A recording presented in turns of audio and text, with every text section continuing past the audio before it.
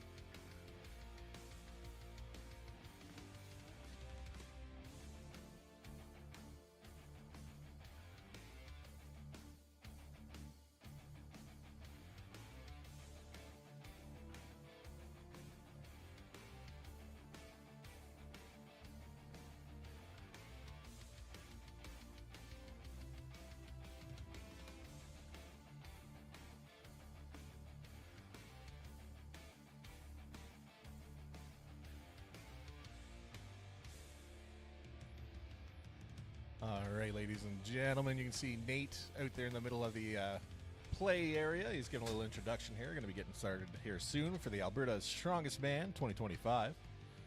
We're going to be having the overhead press medley coming up first. It's going to be 4 implements done in an order. You can't pick and choose. It's going to be a 200-pound circus dumbbell, followed by a 250-pound block, 220-pound circus dumbbell, and then a 275-pound block. Going to be some pretty good numbers lifted here today. This event in particular is sponsored by Boundless Energy Solutions, so thank you to them for sponsoring this specific event. And live stream sponsor is Recon Health and Fitness. Thanks to them for letting this stream happen today. That's pretty cool. The main sponsor of the event today is Fire and Flood Emergency Services. That's the venue we're at here today. They actually got us set up in a nice trailer here.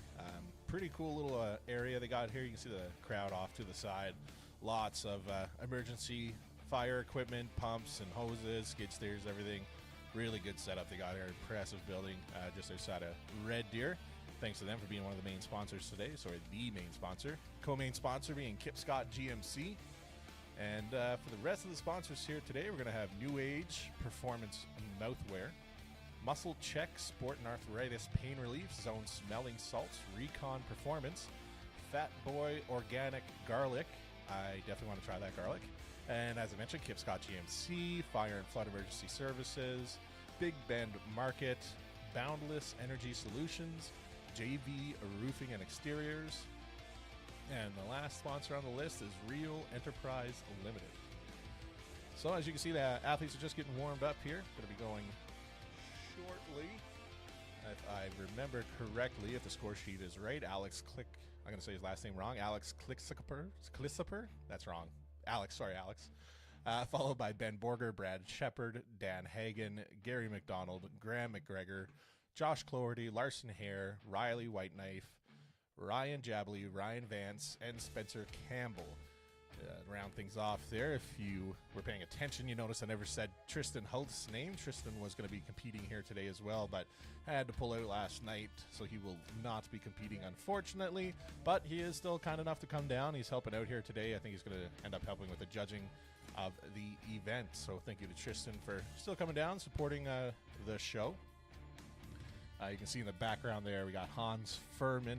He is the co-host for today. He's going to run over to the booth here shortly. Just going to zoom in on his beautiful, beautiful face. I love this camera. This thing is just sweet. But yeah, maybe get some good views here today. There's Spencer, Ryan Vance, Ryan Jabley in the back there, Tristan Hoth. There's Larson, one of the promoters or organizers of the show. Thanks to him as well. But yeah. And I can hear Nate there saying that we are ready. So we're going to be getting started here soon. I'm not sure which end they want to start at. Find out here shortly.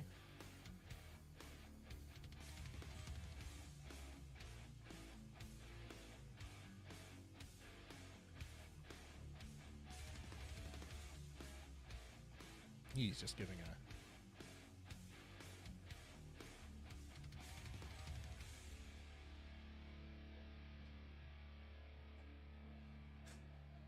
Alright, looks like Larson Hare is going to be the first athlete up here. Larson is a local athlete here in Red Deer. He placed 9th at Canada's Strongest Man last year. He shared that his favorite color is purple. I think he was just trying to butter me up because it's also my favorite color, but, you know, it's okay.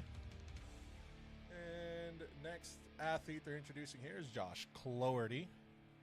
He is a athlete out of Calgary, Alberta. Also known as the Cheeseburger Walrus. When I asked him for some information for age and weight and stuff, he said his weight was small because he didn't want to tell me how much he actually weighed because he's a little fella, and that's okay. It's okay. He's one of the fitter guys, we'll say. And there's Alex just come out there, 28 years old, weighing at 320 pounds. Next up, we're going to have Ryan Vance. Ryan actually tied the world record axle deadlift, I think last year or the year before, tying Zedrikas Zavunis. So that was cool to witness there. It was good to see. Up next, we're going to have Ryan Jabs, also known as the Rhino. 35 years old, one of the smaller guys as well, weighing in at 280 pounds. It's wild to say that 280 pounds is a smaller guy, but that's how it is. Up next, we got Gary McDonald, Gar. He is competing here today. Been around for a while competing as well. World's strongest rope technician, he says. I don't think anyone's going to really argue with him on that one. We'll see. And next athlete up, Dan Hagen, also known as Haagen-Dazs. It's one of my favorite nicknames here. Has 2 ferrets and 2 dogs. Seems like a full house. And Hans has joined me in the booth now. I think it's live there. You can say hi to everybody, Hans. Hello. That was kind of sultry. Yeah, that was a good hello. For anyone in the chat, how does Hans sound? Does he sound good? Should he be louder?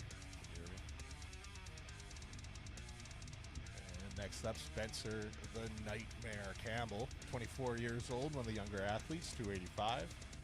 Likes to lift heavy things and put them back down. And we got Big Ben Borger up next. Ben was competing here for a while. He had a good name in powerlifting, and he's been really making a splash in the strongman world until he unfortunately tore his bicep at that Devon Days stream I was doing there last year. So he was out for a while, but he's feeling good now. I think this is actually his first show back.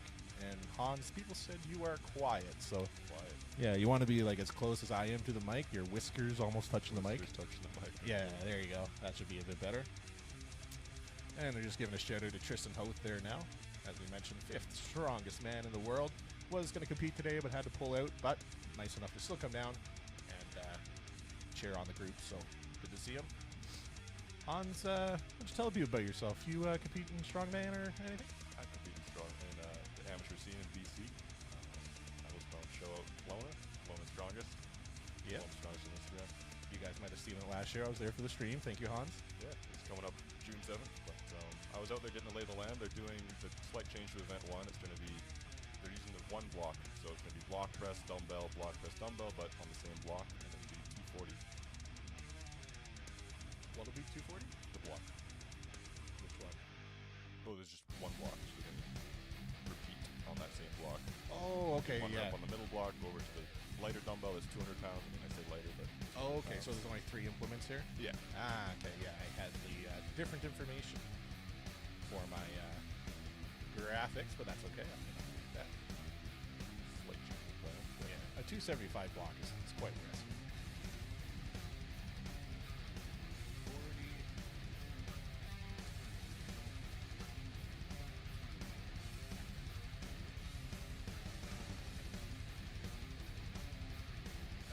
No, we still have to. All right, yeah. Turned up Hans's mic there a little bit. We'll see how he sounds when he comes back here. Hello, hello. Can you hear me now?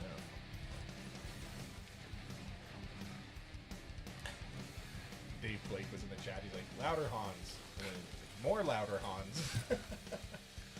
Thank you, Dave. You can be our audio correspondent from where you are.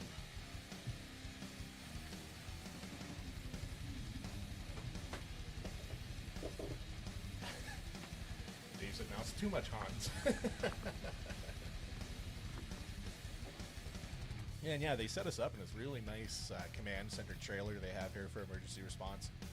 And it is nice. We were just going to be in a little tent at first, and that would have been more miserable. We are set up here. We got everything going through the window, so that was pretty good.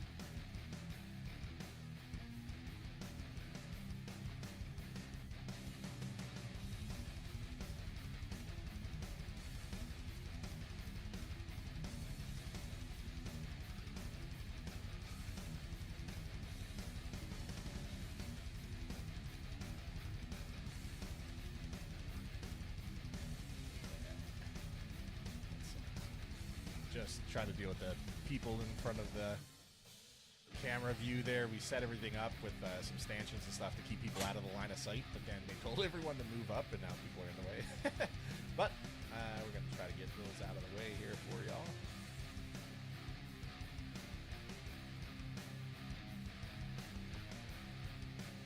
Hans, you plan on competing again anytime soon?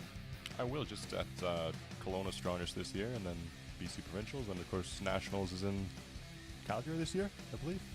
That's right. Yep. So I'll be going there. Yeah, I'm booked for that. So I'll be streaming. Sounds good. Sounded based on the score sheet I have, it sounded like Alex was going to be first, but they did the athlete introductions. It sounded like Carson might be first, so we'll see how everything goes here. But it's always nice they have the live score sheet. If you're at home and want to see the points as they rack up, you can go to the Power Hippo streams or Josh Cloherty's Instagram, and under the stories you'll find a link to the live score sheet, so you can watch it there. It's nice to see how points accumulate, see how things are all shaken out. Alright, I just heard Nate say about another 5 minutes we'll get going here.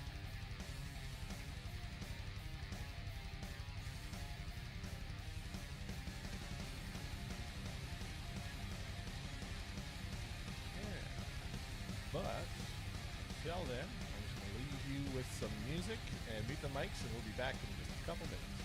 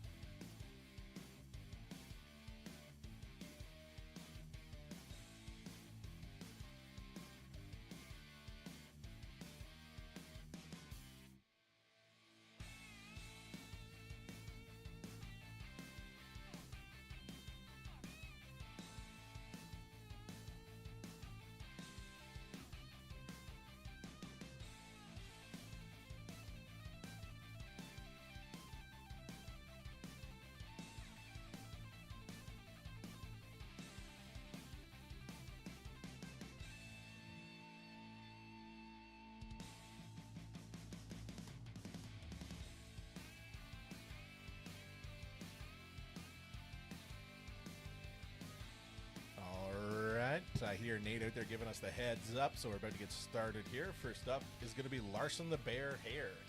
He's known for some of his good pressing power. We'll see if he's able to carry it through here today at Alberta's Strongest Man 2025. A little change in plans from the information I was giving with regards to order of implements here.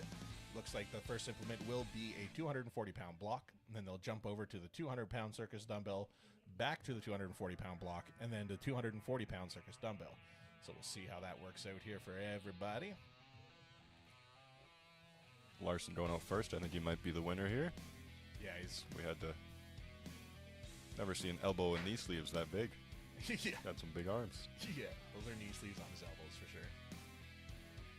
Larson's known for his pressing power. He has broken the world record log press for natural strongman. We'll see how that carries over here today. Okay, here we go. Lady with the dog is in the worst place possible. Get a smooth 240 Larson. Oh, well, there it is. Yeah. Good. You can see the steam, heat coming off his breath there. It's a little chilly here today. These athletes are out competing snow and ice. Okay, this dumbbell will be big points. Yeah. There's Bailey DeShane's dad in the way. See what you got, Larson. Oh, easy. Nice. Get Very the down good. command from the judge there. 200-pound dumbbell locked out. Moving back to the 240-pound block again. Thankfully, Bailey's dad decided to stand there again. That's perfect.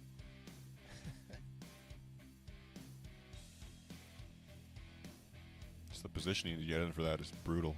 Yeah, it's the transition. Oh, looks like he's going to call it. Interesting. All right. Well, he did get two implements there. He was able to get the block in the first dumbbell. Called it on the second block attempt. I didn't expect that. I thought he would be one of the guys to finish all four, but just goes to show, you know, you could be some of the biggest men in the world. These shows are difficult. With him being one of the best pressers, now the other guys they can really just take a slow 3 if they can just get that third block. Yeah. Shout out to Ashley. She's out there she brought her phone to show him that he was right in the way of the street. That's funny. Thank you, Ashley, for doing that. Is Josh up next? I think Josh was the second person they called out there. Okay. Monster dumbbell press. Yeah, he's known for his circus I mean, dumbbell. monster block press. I remember he had the record at the strength edge there on Yeah. the block of 275, so this 240 should be no problem.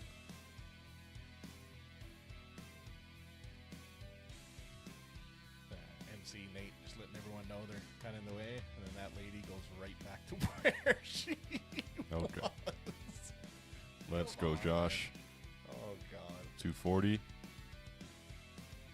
Get it in place. There it is. There we go. All right, looking good there. Is able to get that one completed. Moving on to the 200-pound dumbbell. Josh is being smart here, taking his time. Let's go. Oh. Ooh, a little off to the side. Oh, he got the down. Oh, wow. Surprised he got the down command on that one, to be honest. Wasn't much control there. Okay, but all he needs is to finish this. yeah, if he gets this, it's going to put him in first place ahead of Lars there. 10 seconds left. He was moving pretty quick. Like, it's going to be hard to get all four of these implements. There we go. Nice. That puts Josh in first place. Gonna call it there. Good work, Josh. Coming up next, we're gonna have Alex K. I don't know how to say his last name. I believe it's Clisper. Clisper. That's the C's and S. He's actually from Kelowna Oh, there originally. You go. Okay, cool. There you go. 28 years old, 320-pound athlete here, going for his attempt on the overhead press medley. He's most excited for the keg toss and the deadlift. Yeah, he mentioned throwing was one of his favorites events. See how he does. For one of his fun facts, he shared that he can lift a moose, and we're gonna see if that's accurate here today. I know he's been working on that pressing a lot. It's a tall fella too. 240 is a heavy block. Oh yeah. Let's go, Alex. Yeah. Nice. Got off his chest. Press it out. Big press. Oh, Oh, is that a allowed? little technique here. You can see Colton in the background kind of shrugging. He's like, yeah, it goes up. going to go for it again? Call there. No, a second. No, he's going to call it. Oh. Couldn't be convinced. You can't really, we're in the trailer here, so you can't really hear the crowd or the people out there. They were yelling at him to try it again. So they convinced him.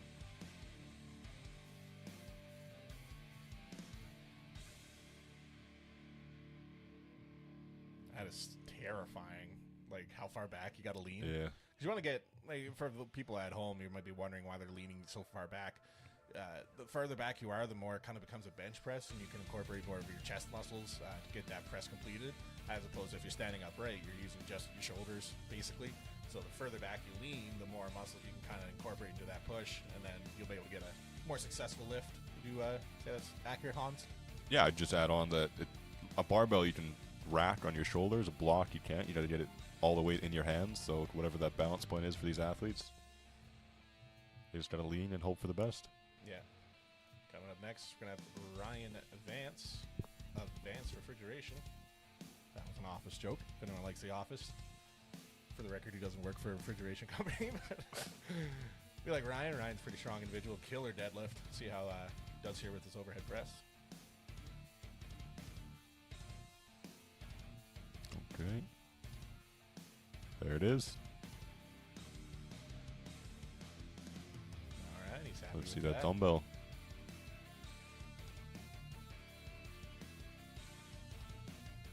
See the little girl on Bailey's dad's shoulders, Josh Cloherty's daughter there. Oh, just calling it there. He tried to clean. He knew that it wasn't going to happen, so he called it there. All right, coming up next, we got Gary McDonald, Gar, product of Edmonton, Alberta. Pretty sure he competes up there. I'm not sure what Jimmy's training out of these days. 33 years old, 250 pounds. That's not Gary. That's Ryan Jab. Sorry, I thought I heard Gary being called out there. Ryan. Isn't that Ryan? Yep, Javelin on the back there. He kind of has a flip technique on the block. We'll see how that goes. Oh, there it is. Ooh. Very efficient. You're gonna break your jaw, dude. Oh, come on. Oh, it was so close. Very efficient on that clean, though.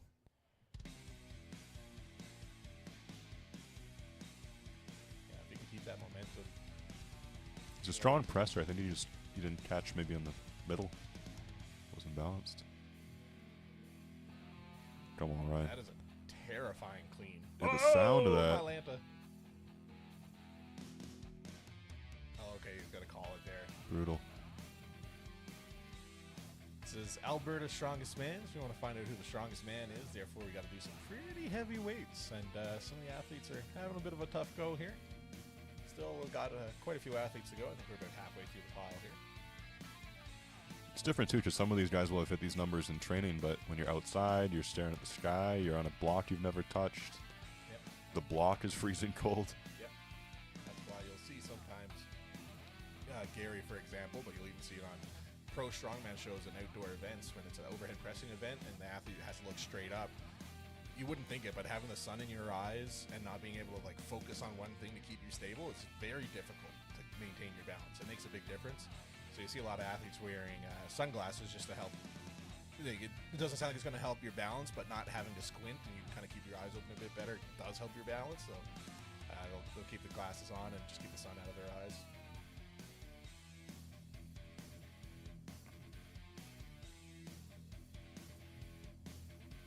Okay, let's go Gary. He's another solid presser. It's a common theme for the Alberta athletes. Yeah, they like to press. Okay, this will be big points. Going for the head technique. Yeah. Who was the first athlete to do that? Alex? Alex. Yeah. Oh, you see, at this point, it's almost better to intentionally drop it. Oh. Because he wasted a lot of energy trying to balance that. It's tough because they know a lot of them, like, the clean is the harder part, so it's... Yeah, sometimes you get one clean. Do you want to try that clean again, or do you want to... Yeah, that's the first event of the day. Do you want to gas yourself out to try to get some points or save it for the next event? The separation is going to be pretty crazy if we only have two-ish finishers, or two-ish that don't zero. Yeah. Alright, he's going to call it there. As you mentioned, due to the cold as well, the block's going to be Yeah. -2. So the block's going to be very cold. Your hands are going to get stiff. Like, it's very difficult to event.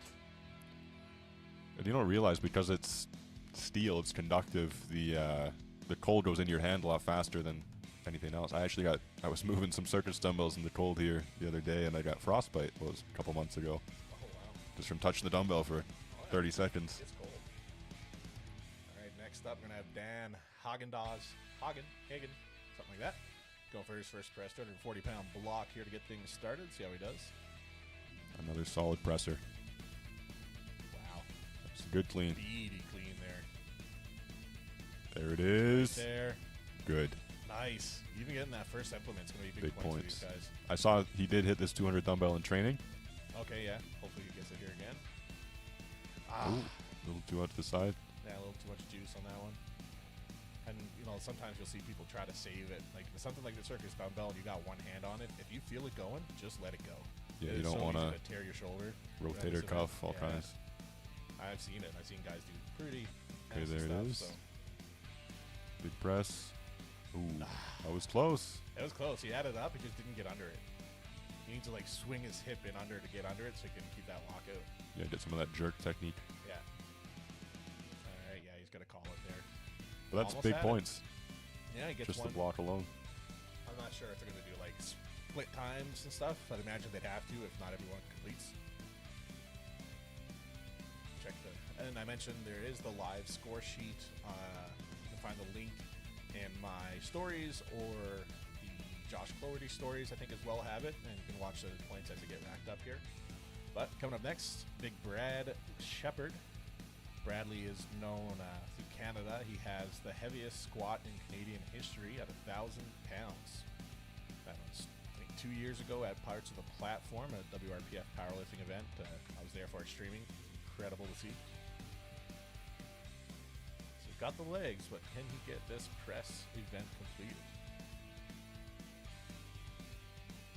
That was smart. He kind of worked his hands back.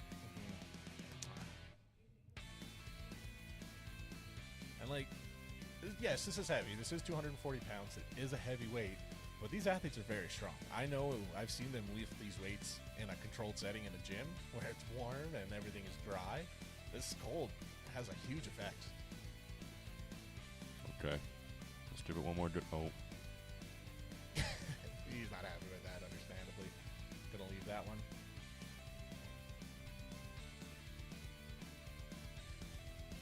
Alright, our next athlete. There's not too many left here. To what chat? Oh, I can try it. I don't know where it's at all.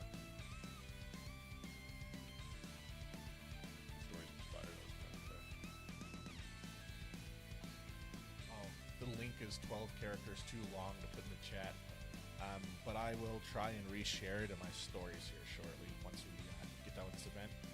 Until then, we're going to have Spencer Campbell, the Nightmare, coming up with his attempt here on the overhead press. All right, able to get the clean up. Oh, there we go. Stricken. Press. There we go. Oh, if he can get that, that is huge points. Yeah, if you can just get a little jerk under that, get a little push press going.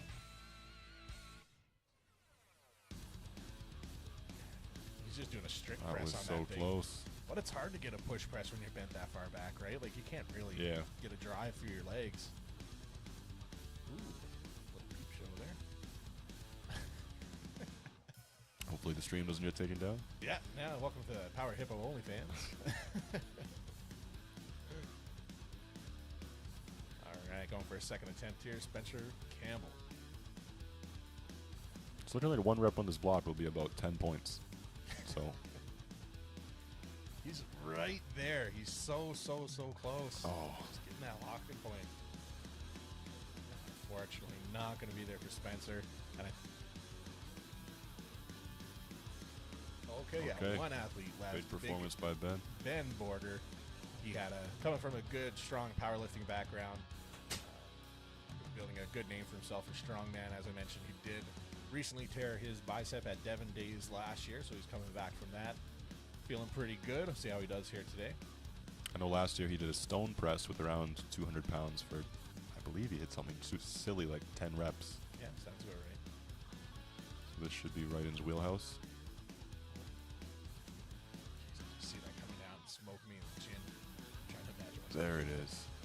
Big points. Controlled descent there. See how the dumbbell's looking?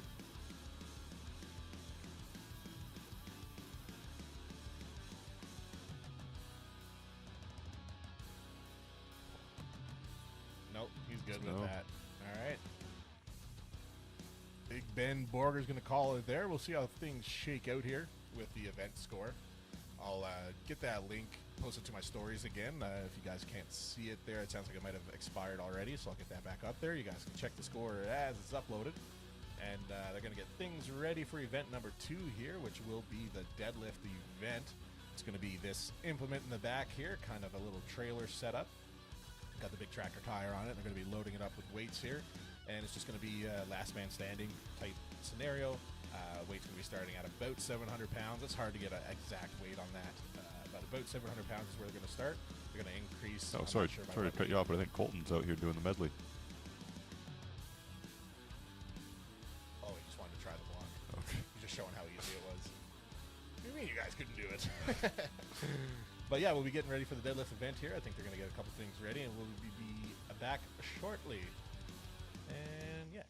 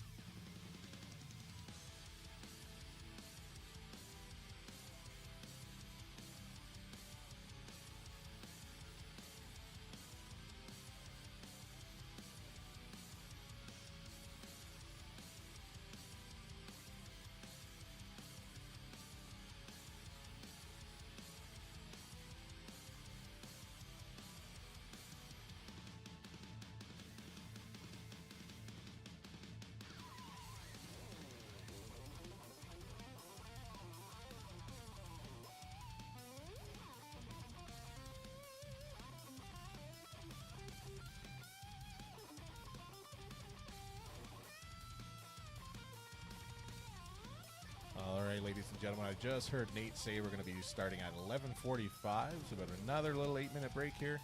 We're just getting the scores tallied, and we'll let you know how everyone's looking here shortly.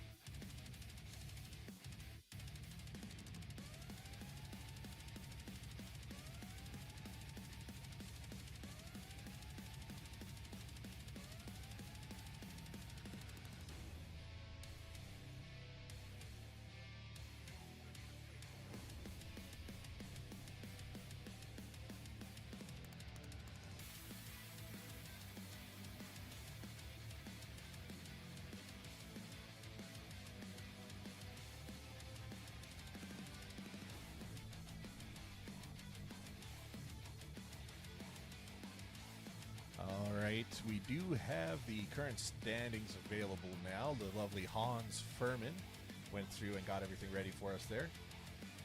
And we're just looking at the points here now, making sure everything is good. And yeah, Josh Cloherty is going to be in first place, taking 10 points. Larson Hares in second.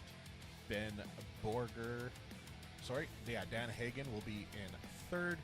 Ryan Vance took fourth. Ben Borger took sixth.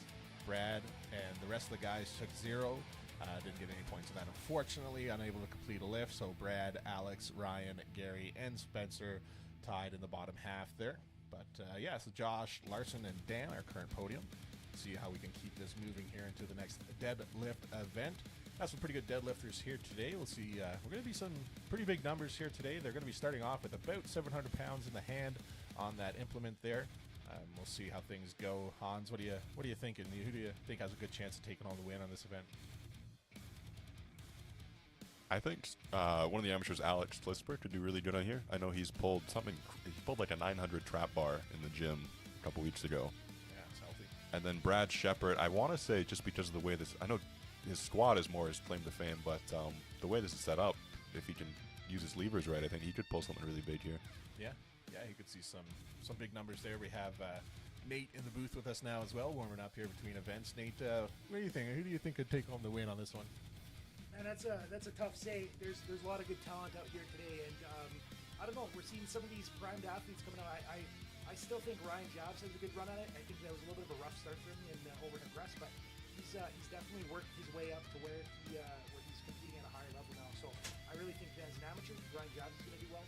But yeah, I'd agree with you guys that Alex Clifford probably as well. Good run for him too.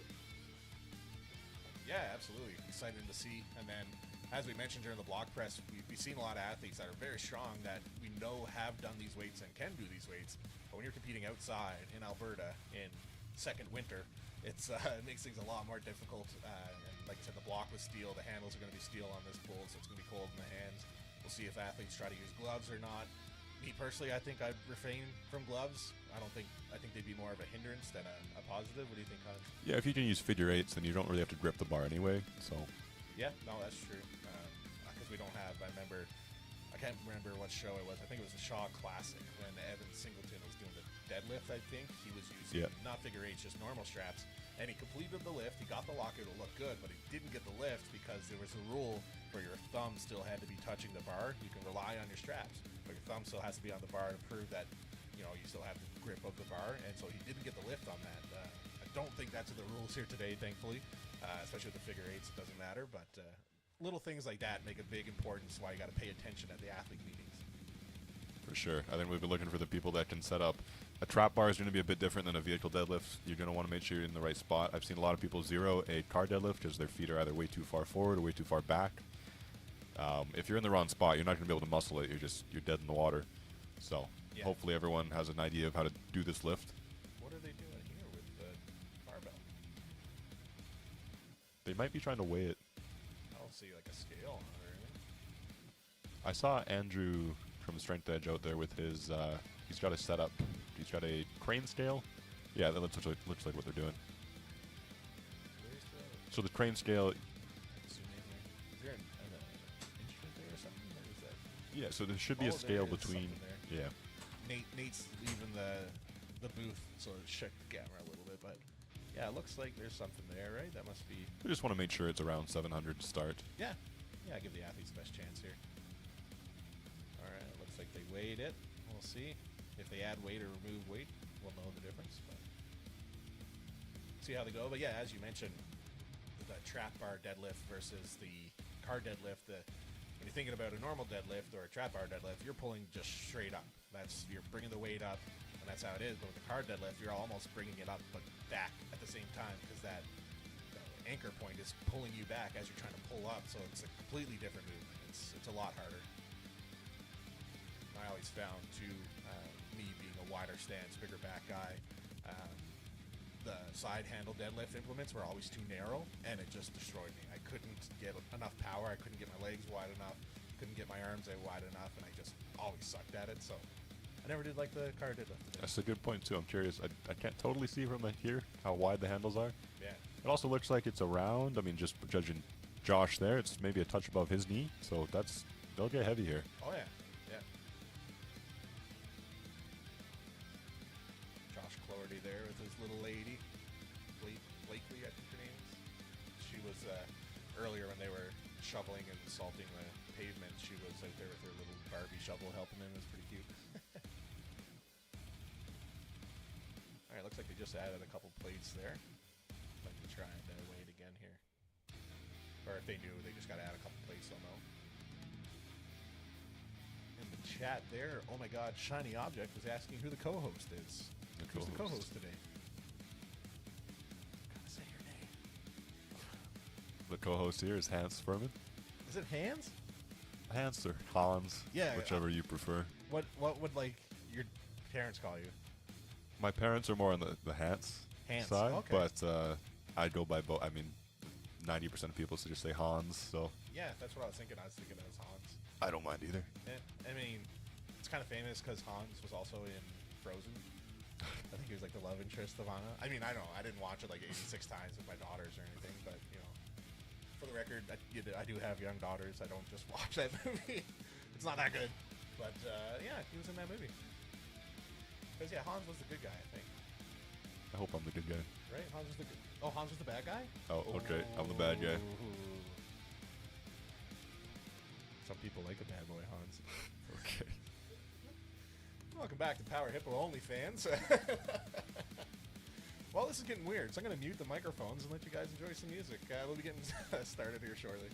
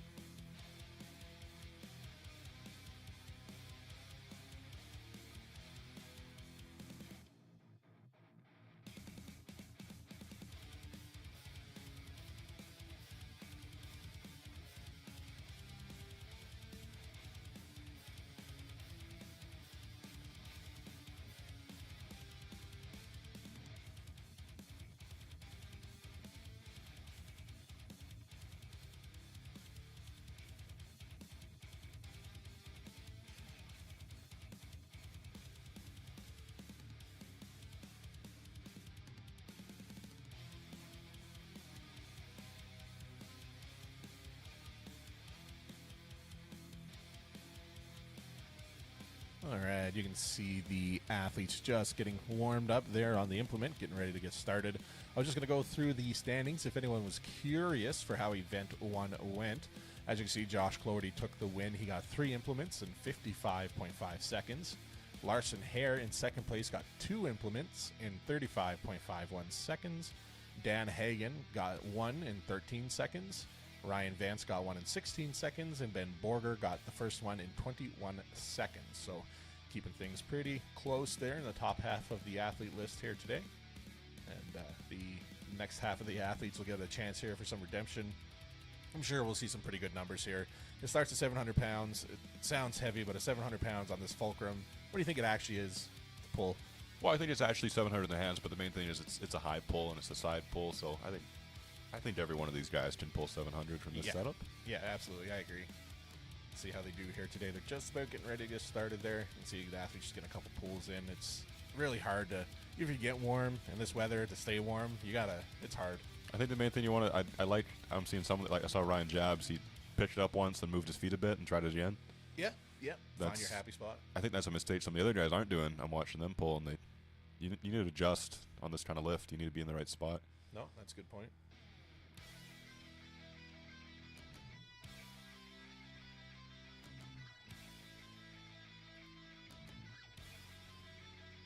Yeah, as we're waiting to get going here, I'll give a shout out to the sponsors once again. New Age Performance, Muscle Check, Sport and Arthritis Pain Relief, Zone Smelling Salts, Recon Performance, Fat Boy Organic Garlic. I'm getting some of that garlic. Kip Scott GMC, Emergency Fire Flood Services here in Red Deer. It's the event center that we're at here today.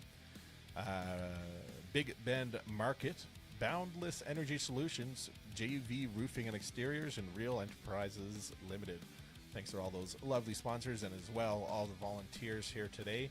You got the volunteers out there moving all these weights around, getting everything ready for these athletes in this cold, miserable weather here in Red Deer.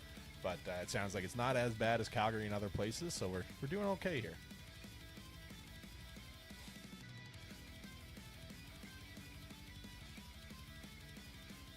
We were chatting before. I don't know if there's a standout on the deadlift. I mean, correct me if I'm wrong in the comments, but I think we'll see a lot of big pulls here. Oh yeah, I think there's a lot of athletes here that are going to do well today. Excited to see how heavy we can get.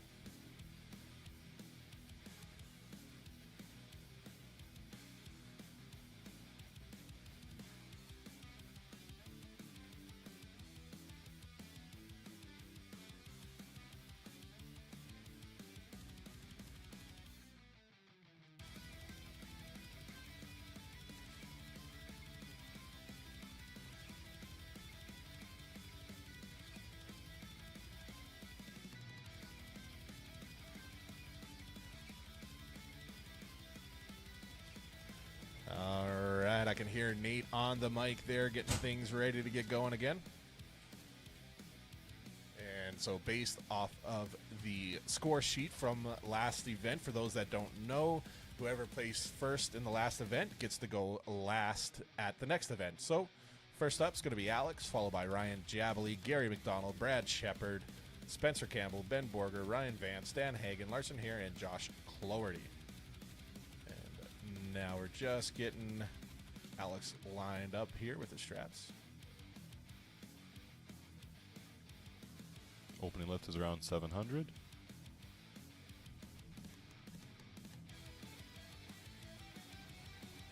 Easy weight.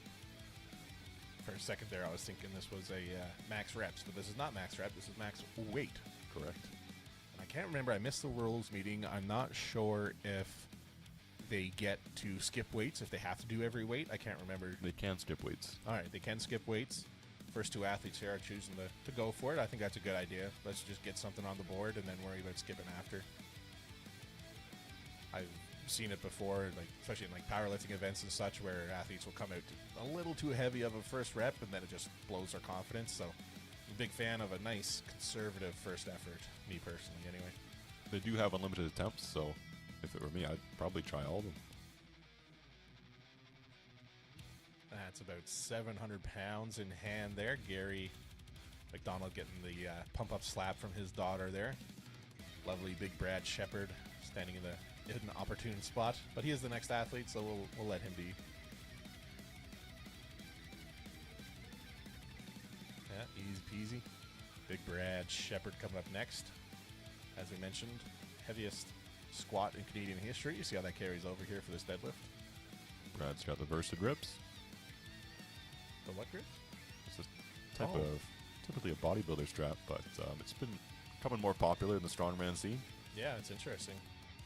If figure eights are allowed, I'm using figure eights every time. Yeah. All right, Spencer Campbell coming up next.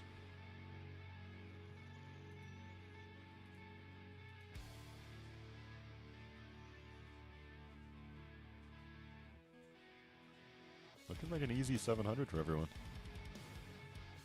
Yeah. Going to be seeing some good numbers here today, for sure.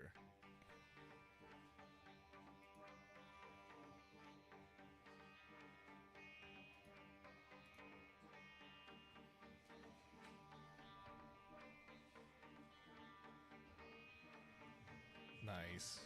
Easy for Big Ben Borger. Ryan Vance coming up next here. I believe Ryan Vance made this implement. I think so, yeah. I remember him talking about it. I think because this is the same implement they used for the Noble Neart competition 2 years ago in Calgary, I think. But I'm sure they've used it since. Ryan's currently sitting in 4th place here, going with his first rep of 700.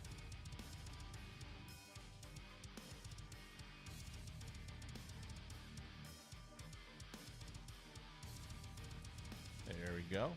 As we mentioned, Ryan Vance is also tied for the world record axle deadlift next to Zadrunas Savicus. I said that wrong. But he tied it last year at the Static Monsters competition. I can't remember the exact weight. I think it was about 1,000 pounds, but I can't remember for sure. If anyone in the chat remembers what his world record tying deadlift was, please let us know. Until then, Dan Hagen. All right, Haagen-Dazs getting that in there. Dan's currently sitting in third place. Larson's coming out to his first attempt, sitting in second place with 9 points.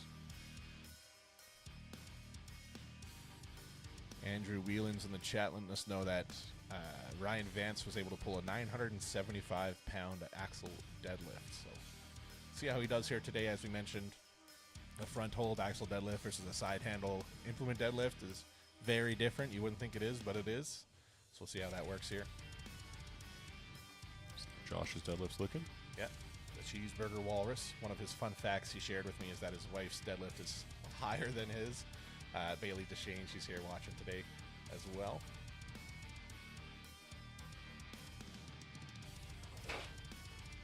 Oh, Not looking a easy lot for of movement Josh. there, hey? Like it didn't. Yeah, I don't know. Maybe I didn't notice it before, but it just didn't seem like a high range of movement there, which is good. You know, shorter you are, the better.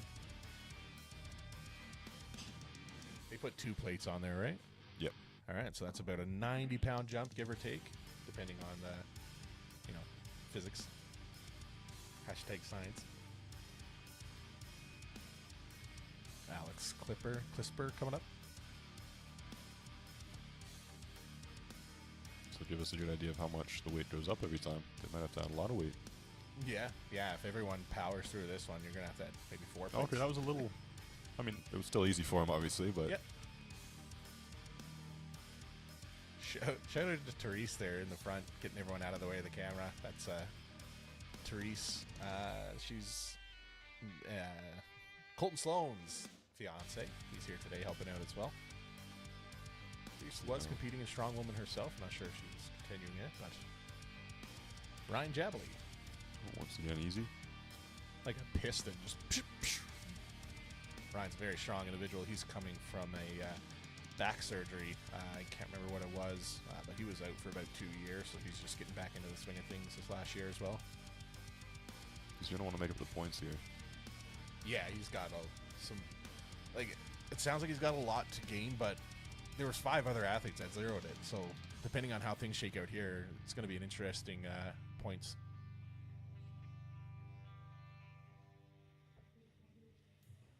Nice. Gary looked thick at the top of that one there. His chest was just out straight. Looking very strong for Gary McDonald. Big Brad Shepard coming up next. In the chat, they were asking, how's the barbecue smell? It smells great, and it tastes great. If you guys are in the Red Deer area, come down to the Fire and Flood Emergency Services Warehouse here. We got a barbecue guy on site here with a smoker and a grill. Big Brad looking good there. Reasonably priced, too, I thought. You get 2 pulled pork sandwiches for $8. And they were fair-sized pulled pork sandwiches, too. I think they knew their audience, strongmen. I'll have to give him a try after this event. Oh, yeah, give it a go for sure. Still, I don't think anyone's really struggling with this. No. Because, yeah, so that's, give or take 790 pounds.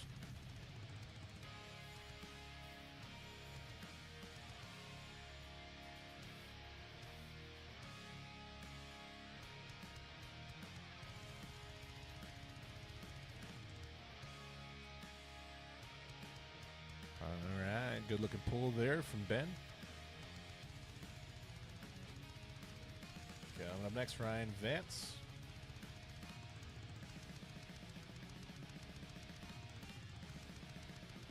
What's the heaviest you ever pulled on an implement like this, you think?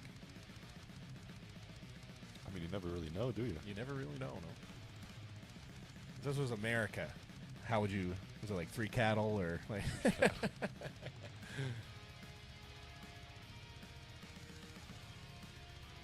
Nice. Good pull there from Ryan as well. Yeah, really good pull. Must be cold toes out there, out in his socks. In the wet, in the cold. Yeah. Because every other athlete has their shoes on, so they're bringing the water on them. Poor Ryan.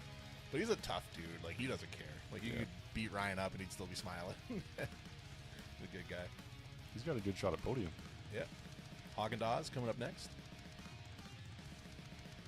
Strong pull there as well. I wonder if they'll do 2 plates the next jump. It's Yeah. not. Even a plate and a half. All right. Larson here. Oh, I believe the announcer just said 680 pounds. That's what they started at. Okay. Yeah. So yeah, 680 plus 90 is what? Go. Quick math. Go. Go. Go. Well, 770. There you go. All right, Larson looking strong as well. Last athlete for this round is going to be Josh Cloherty, currently sitting in first place with 10 points.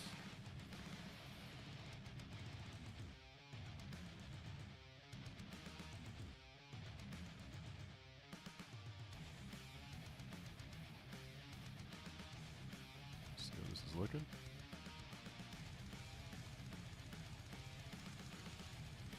Still pretty easy.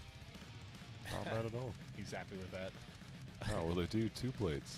He looked like Papa Smurf there with his hat kind of pointed up and his beard. When he give the thumbs up there, he looked like Papa Smurf. So just did 2 plates again, hey? Yeah, same jump. All right, so another 90 pounds. So 770 plus 90 is? 860. Yeah. Welcome to math with Mehmet and Hans. Although if I had to guess, you're probably adding about 60 pounds. Yeah, based Every on the time you add leverage and those. stuff. Yeah. Hard to say. But we'll still call it 860 because that just sounds Yeah. cool. Yeah. All right, here's Alex. Still okay. Yeah. Some effort, but Yeah, a little bit of effort, but he's still got a looks lot strong. more in him. All right, Ryan, the Rhino Giaboli coming up. Based on all the seconds, I don't think this will be a problem for any of the athletes. Yeah. I'd say maybe the next one we'll start to see some struggling, and the one after that, start to see some failures. If this was you doing it, knowing that the first one felt good, you felt that the next one was just only going to be a 90-pound jump, would you have went for it, or would you have skipped it? Because no one skipped a weight yet. I think they're smart not skipping. I mean, it's cold out. You want to get your warm-ups in. Roughly, you're going to wait 10 minutes before you go in anyway, so rather than wait 20 minutes, you're just getting more cold. Doesn't take that much out of you. I don't know, that Gary always gets his daughter to come out and give him a little slap for his pump up.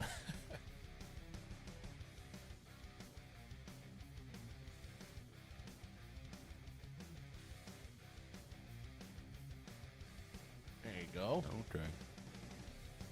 Good pull from Gary. Really good technique there. He was really upright, using his quads a lot. Yep. Big Brad Shepard coming up next.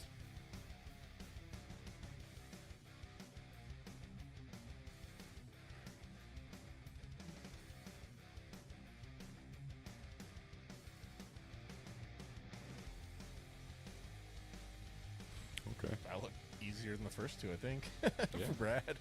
He's getting warmed up. Engines are firing up.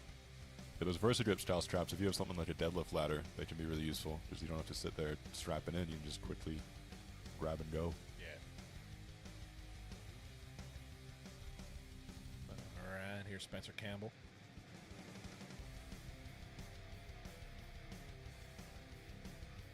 Nice. Speedy pull there. Easy weight.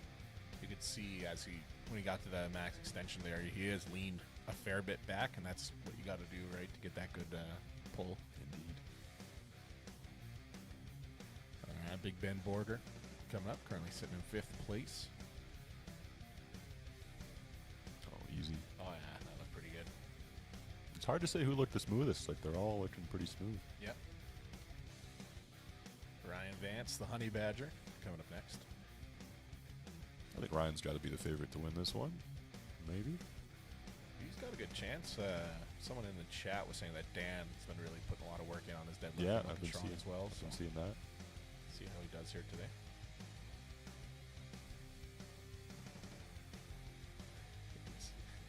You can see the wet line on his sock. Like he adjusts his feet, you can see like the drops coming off his foot. All right, another good pull from Ryan there. Speaking of Dan, I got him coming up next. Haagen-Dazs himself.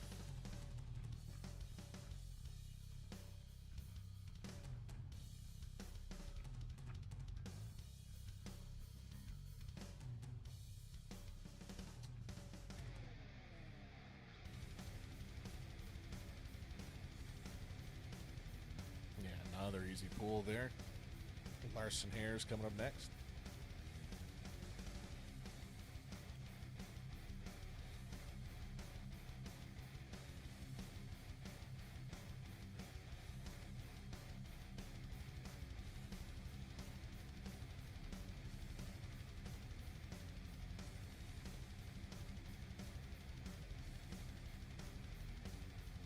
Larson's also one of the organizers of this show here. Put a lot of work into making this happen today, so thank you, Lars. We're starting to see some effort, I think.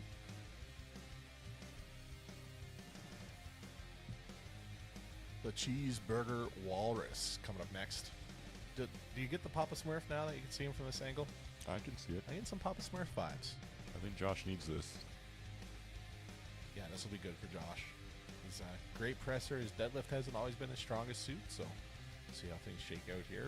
Okay, another easy rep. That's good. I can see him getting another one here. Might not be his best lift, but I think he's got a few guys he might still beat. Yeah, he looked pretty good there. He looked a bit stronger than some of the other guys. Adding another 90 pounds now. 860 plus 90 is... You gotta repeat that. 860 plus 90 is 950. There we go. Our in-house mathematical correspondent, Hans Furman. Strong man, not smart man. All right, Alex is coming out to his next attempt here. 950 pounds loaded up on the platform. He said this was one of the lifts he was most excited for, and I think rightly so.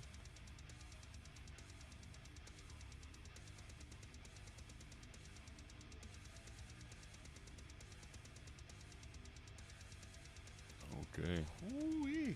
All right, he's able to get it. This Getting is going some to be weight the on point. there. Yeah. I thought he was going to get down for a push-up or something there. What was going on? But good push from Alex. Up next, Ryan the Rhino Jabbly. Ryan's also a regular face at strongman powerlifting events, helping out when he can. Always out there. Him and his partner Megan, always out helping as well. Good to see them around. Let's go, Ryan. Oh, nothing. Easy money, 950 Okay, pounds. well. I see they only got 4 plates left there. Now, Yeah, where are they? I don't know if they have more, but they might have to start replacing plates with people at this rate. I see some pegs on the side, but they need. I guess they just need clips on there, then they can load them up. His daughter's going to need an award for the slaps. Yeah. Okay, the last one was good form, but wasn't easy. So let's Yeah. see if he's got this. No, Gary, he's going to give it his all. He'll pass out on that bar before he gives up. There we go. There it is. Oh, attaboy.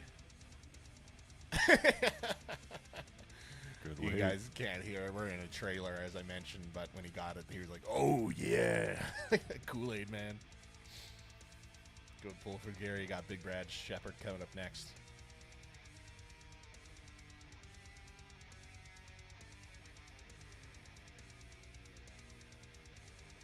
See, this goes for Brad.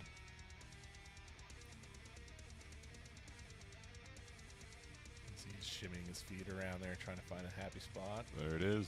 Attaboy. I love his little pretend do-rag he's got on there. I wonder if we lose an athlete this round. I mean, everyone's. Looking good so far. Right, you can't really base it on where they're currently positioned in the pack because that's not a good representation. Overhead press versus the deadlift. So you can do really bad on the press, but win the deadlift. That's the thing with strongman. You can't be good at everything, but some people are better at some. Which I things. think we might see with how easy Ryan's rep went. Yeah.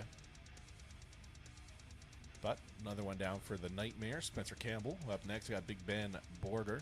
He's currently sitting in 5th place.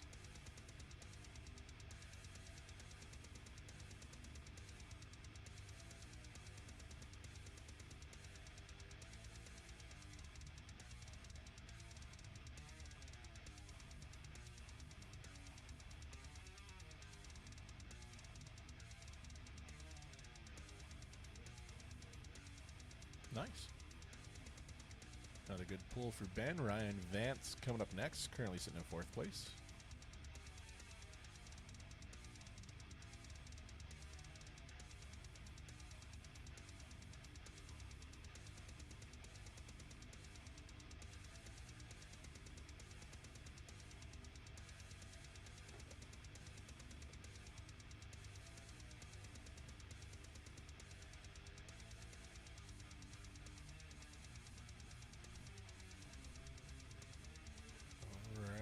Ryan, 950 pounds, loaded it up.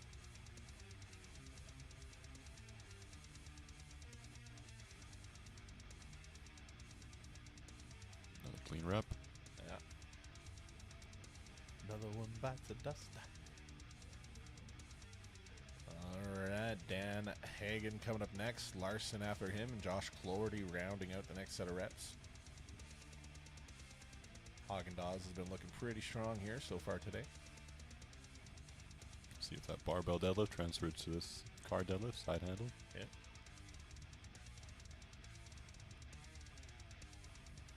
Oh, easy. Easy money. I think if they go another round, I'm going to have to go out there and lay down on that tire and Yeah, we might need you. make them work for it. I mean, I'll take off most of my clothes just to make it, I don't want it too heavy. And then, yeah, just give them a good old George Costanza, laying on the side type thing. The hamburger meat on the chest. I think it'll be good. It is a spectator sport after all, right? So we want to keep people interested.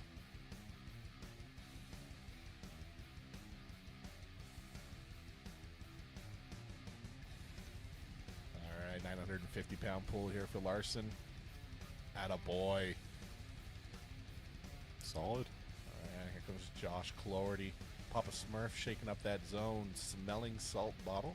One of our sponsors here today. Shout out Zone Smelling Salts.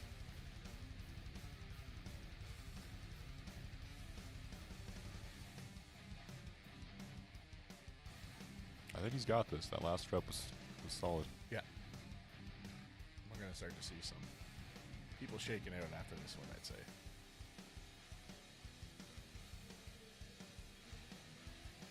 Let's go, Josh. Let's go. There it is. Boy. Oh, yeah. Josh He's seems happy. built for this. Yeah, he's happy with that. That's good. Good for Josh. Okay, on to the next round. Yeah. That's, what is that, 3 rounds in? We still haven't seen anyone fail. Yeah. Yeah. And even like some of the guys, a bit more effort, but didn't really see anyone, really struggle yet. It's tough with these shorter pulls, too, because some of the guys, they do off the floor. It may seem a little slow, but then they lock out solid. Yeah. Oh, Alex is going with the shoeless method as well.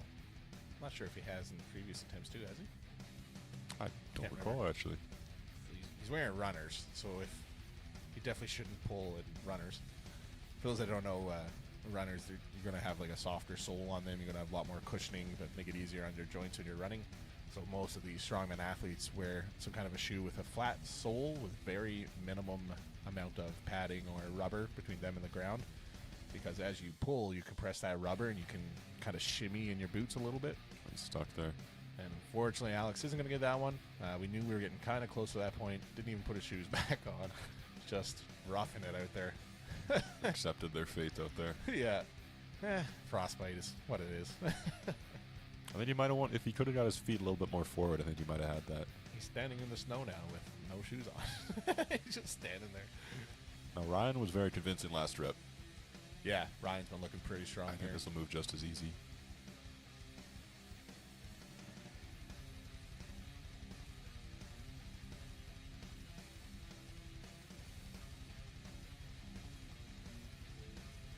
Easy.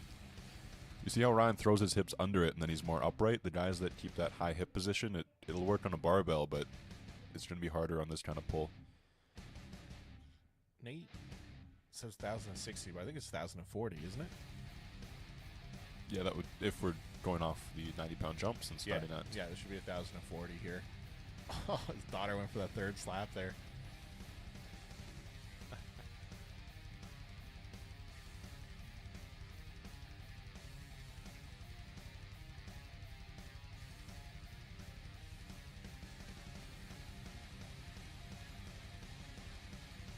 Okay, everything the same. Yeah, Let's Gary lock in here. getting some support from the crowd there, starting to get behind him. Stick with it. Went a little too far back on that pull, I think. Oh, he's still fighting. I think what do you think? Bring his feet back a bit more? Maybe a little. I mean, I like that he's upright.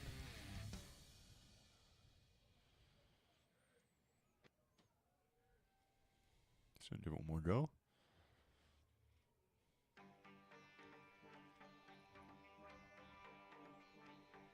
Not going to be today. there. Good reps so far, though. He'll be following Alex there at dropping out of this weight. Up next, going to have Brad Shepard. Well, Brad didn't look as comfortable as some of the others, but he's still strong in the last one.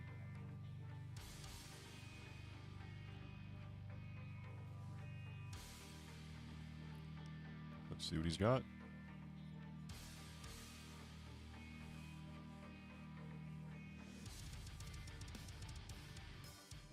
Oh, come on. He's going to want this. Let's go, Brad. Oh, it started moving. Break ground. No, he's going to call. Yeah, he's going to call it there. Yeah, it's 1,040 pounds. That's no joke. We're at that point now. This must be the breaking point. Coming up next, going to have Spencer Campbell. Spencer's coming back from a fairly horrific injury himself a couple years ago doing a chain yoke event. I think he actually broke his leg completely, so he was out for a while with that, but it's come back surprisingly strong. I think it's safe to say he actually came back stronger than before the injury, and just goes to show the power of good rehab and physio and supplements to get you back in there. So here he is, 1,040 pounds. Oh, that's moving. It's There it is. good. Wow, Spencer. Nice. Good work in 1,040 locked out. Setting the stage for Big Ben Borger up next. Ben's currently sitting in 5th place overall before this event.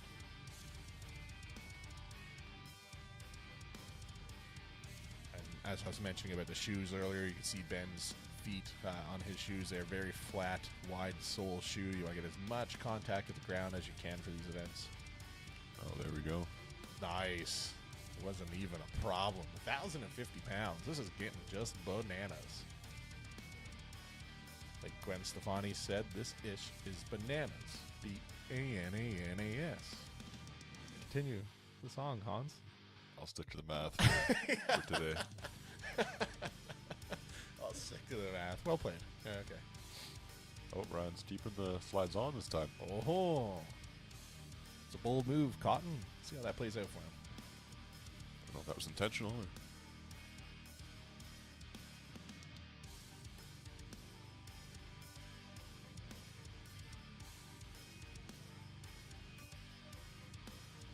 No, there it is. There they go. Look how wet his socks are. Poor guy. Definitely he'll getting the need- flu after this. He'll need this one. Yeah, 1,050 pounds in the hands for Ryan Vance. Let's go. There it is. Nice. Nice. Attaboy. Easy pull for Ryan. Gonna have Dan Hagen coming up next. Then Larson Hare and Josh Cloherty.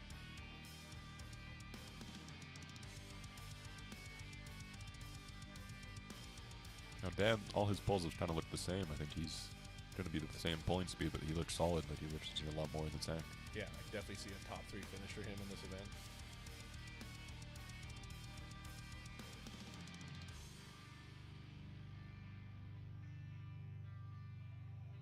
Okay. Oh. Got to move the feet a bit. Yeah.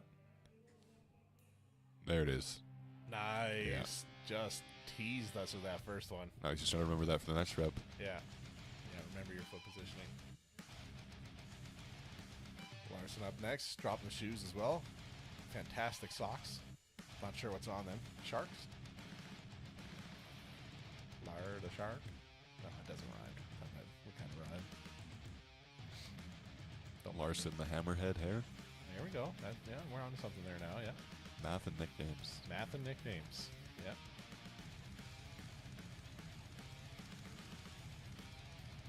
All right, 1,040 pounds in hands here for Larson. Oh, come on. Is he not using straps? He's using straps. He just needs his feet a little bit more. Moving a little slow there coming out of it. Hopefully just a little lightheaded. Okay, if Josh gets this, he'll be very happy. Yeah, if Josh gets this, this is going to be a great start for him. I think going into this, he thought this event might be damage control, but This is great. He's going to be top, maybe podium as well. with the amount of guys that went out this round, I think he's, yeah. Yeah. Because after this event, we're going to have the keg toss, and then the yoke to frame carry, crucifix hold, and then the natural stone load. So a lot of events here for these athletes today. Let's go, Josh. Get it up. Stick with it. Let's go. There it is. Attaboy. Very good. Ooh, he's happy with that. Good work. He's going to be tough to beat now. Yeah, that's putting him in a good position. Just Larson's going to drop a few points from that. He's out with all the other guys. Yeah. Yeah. Josh is dancing in the background there. It's a really good lift for Josh. Oh, yeah. That's awesome. All right. So a few athletes dropping out. That means we're going to have Ryan Jabley coming up next with his attempt here at 1,040 plus 90 is...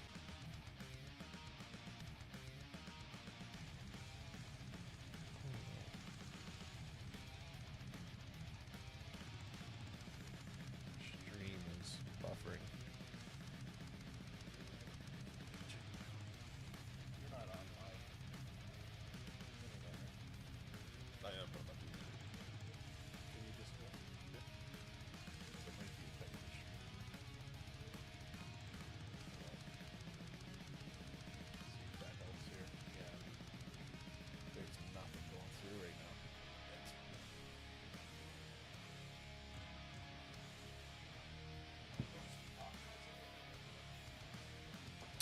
Okay. On to Spencer.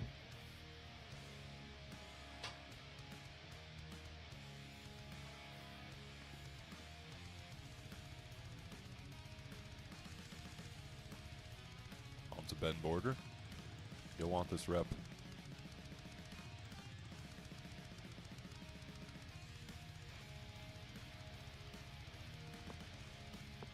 Let's see it. There we go. He's got a little bit more in the tank.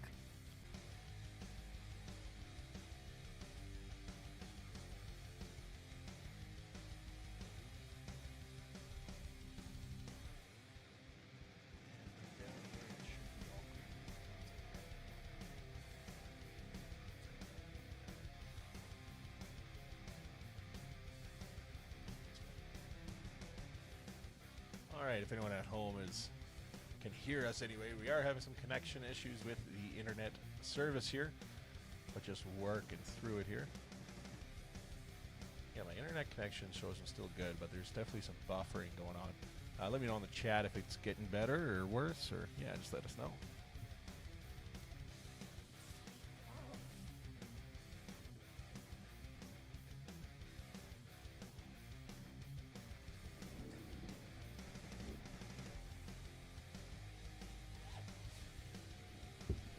Alright, yeah, looks like we got good bars back again here now. Looks like everything's reading a bit better.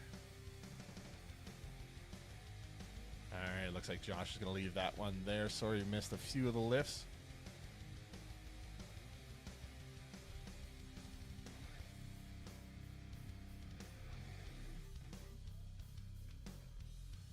So we did run out of weights. So our actual on-site nurse here, I think that's Stacy out there, is going to sit on the implement to add some weight for the athletes because we ran out of weights. I heard the judge say she's about 100 pounds. She's a small lady. They're going to get her to lay down in the tire. Oh, this is fantastic. That's so good. Yeah, you don't want her to go too far back, though. The further back she is, the less weight she's actually going to add. And the fact that she only weighs 100 pounds is... you want her as close to the front as possible. If anything, I'd make her face the other way, maybe, and get her feet on the other side there, but we shall see.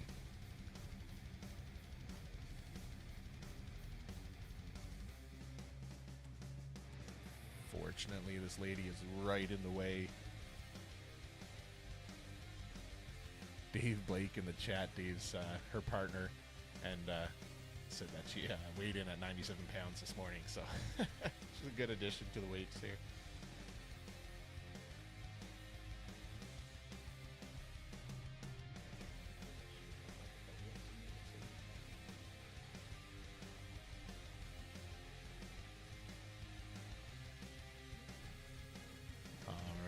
Just going to leave it there.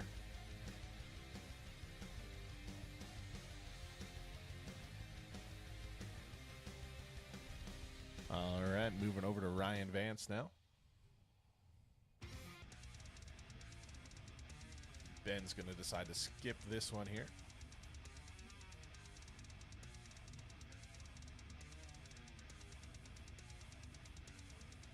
All right, Ryan Vance is going to be coming up next.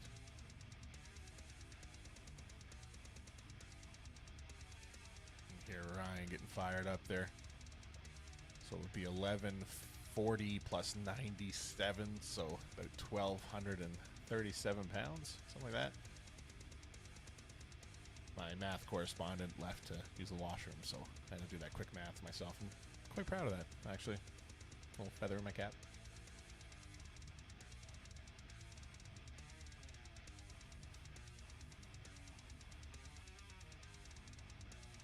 All right, crowd getting behind him here, over 1,200 pounds, loaded up on the platform.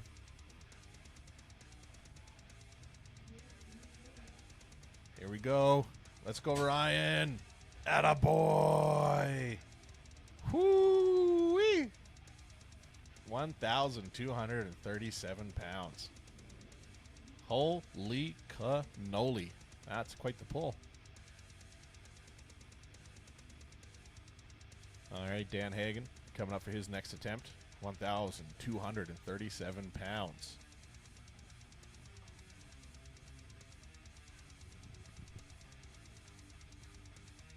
All right, Haagen-Dazs getting fired up. Larson getting ready with some smelling salts for him.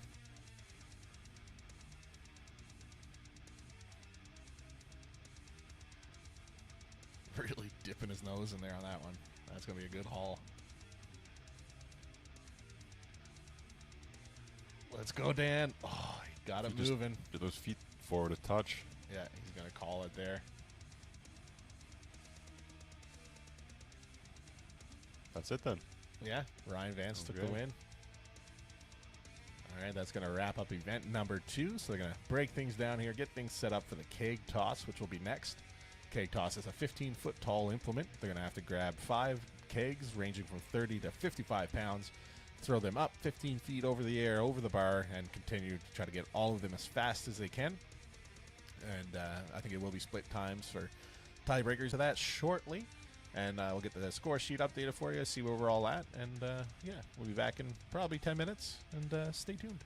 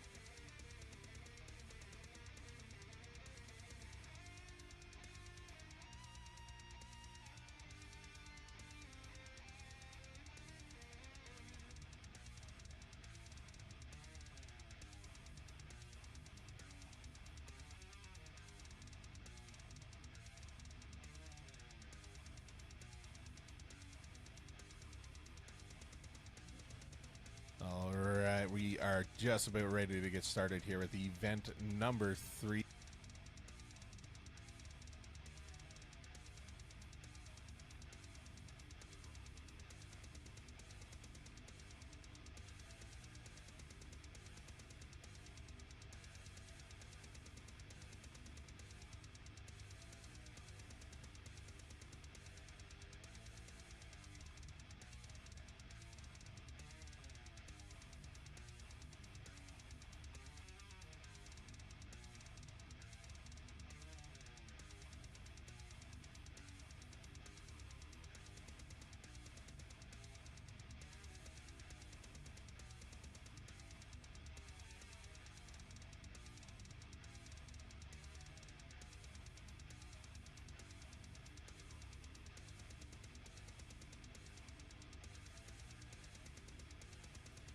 And we are back, getting ready for the third event of the day. Keg toss, 5 kegs to be thrown 15 feet in the air, ranging from 35 to 50-pound kegs. And this event is sponsored by Kip Scott GMC here in Red Deer. Thank you for sponsoring the event today. What do you think, Hans? What are some keys to success on this event here? I think some keys, obviously get out there and give them a few practice runs. As more you can, the better. The athletes that are looking back, watching the keg go over the bar, you would have been better off doing more warm-up runs. You will waste a bit of time if you're looking back to the keg. Quick transitions and keeping that triple extension and releasing at the highest point. As you get fatigued, you're going to want to use your back more and lean back more, but you really want to get as tall and release at the highest point.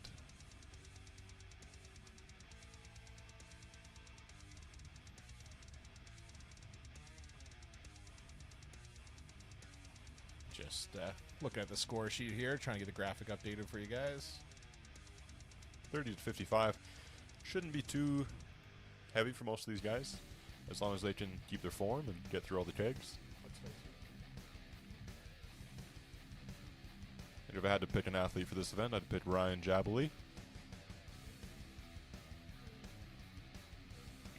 It's someone's birthday in the crowd, Nick, I guess, so they wanted to give him a shout out there.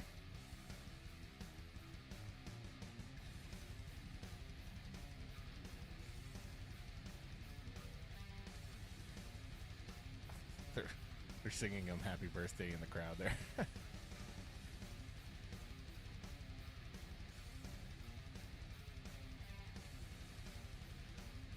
not sure who the Nick guy is. Maybe just a member of the crowd. I'm not sure.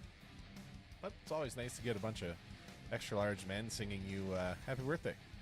It's Happy one birthday, of my Nick. fantasies. What? What? Yeah, so it sounds like Nick is the Royal Iron Strength, biggest promoter of the show here today. So yeah, definitely worthy of a happy birthday. Gonna have Alex Clisper coming up first here. It's one of the ones he was looking forward to. He's a good thrower. Okay, let's see how he's doing. We are off. First one cleared it by a mile. Did he hit the bar at the top? It sounded like it. Yeah, it sounded like it, yeah. Another one easy. There you go. That one didn't hit, so I like that adjustment. A little bit more forward so you don't hit the bar. Oh, easy. He's got the height. Nice.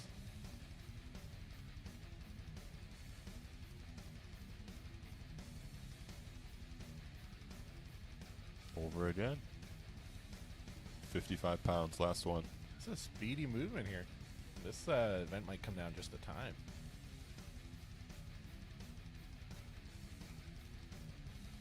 Oh, I think he's just a bit gassed now. Does get 3 attempts here. Hopefully he can follow through with that one. And if you do happen to throw the keg way back, it is up to the athlete to go and retrieve it. Yeah, a little lower on that one. All right, was able to get 4 of the 5 kegs cleared over the bar. I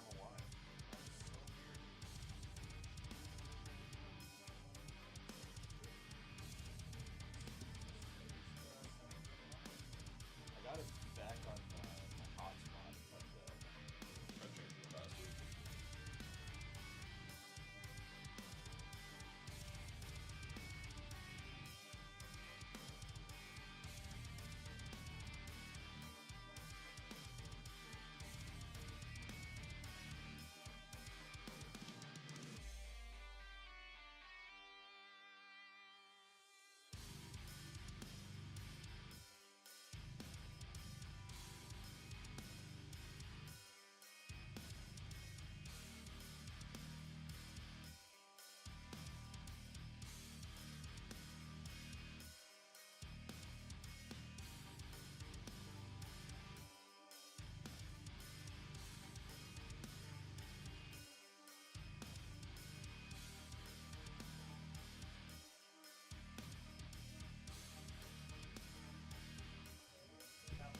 All right. One of the problems with doing outdoor shows is managing the connectivity, especially in a snowstorm. Like today, it's kind of hard to keep a strong signal, so we did lose everything. I think we're back now, though. If you can hear me, if everything's good, let me know in the chat. Last hit for Larson here. Ooh, it's close.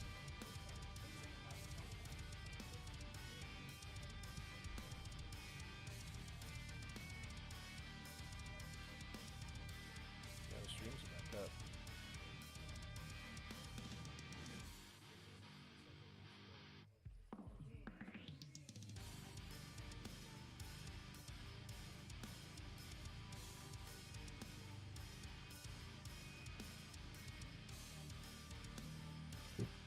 All right, sorry about that, ladies and gentlemen, but yeah, we do have connection back here now. We are looking a little bit better.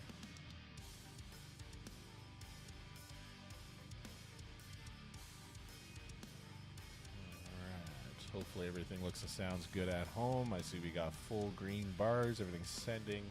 Not sure why it dips out like that sometimes, but it does, but that's okay.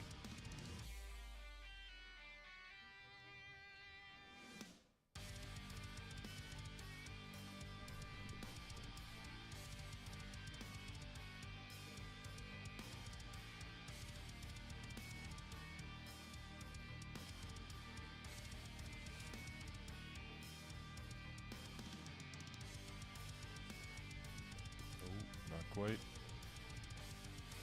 All right, sorry, ladies and gentlemen, getting everything reset here. Once we lose signal, I gotta kind of finagle with a couple things, but we're back. Spencer's got that first keg up and over.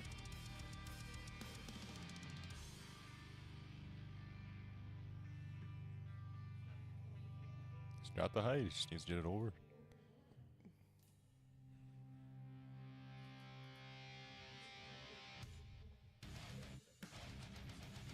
There it is. Nice, good throw from Spencer. Moving on to keg number 3.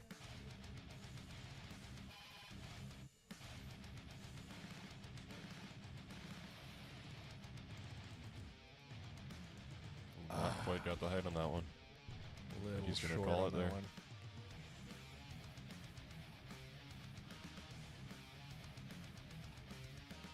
Ryan Jobs up next. Yeah, Ryan's coming to his 5 kegs.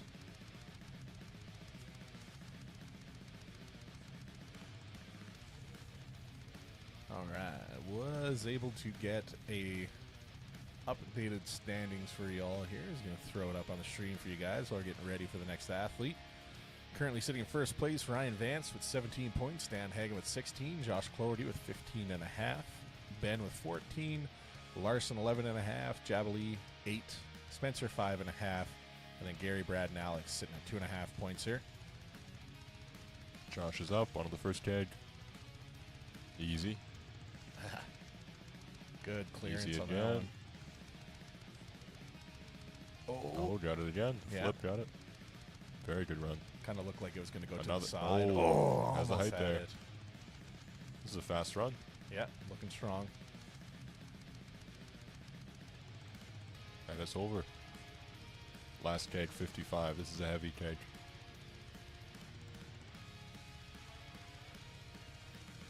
Oh.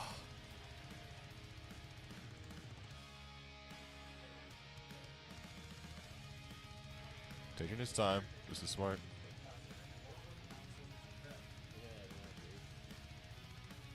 There it is. Nice.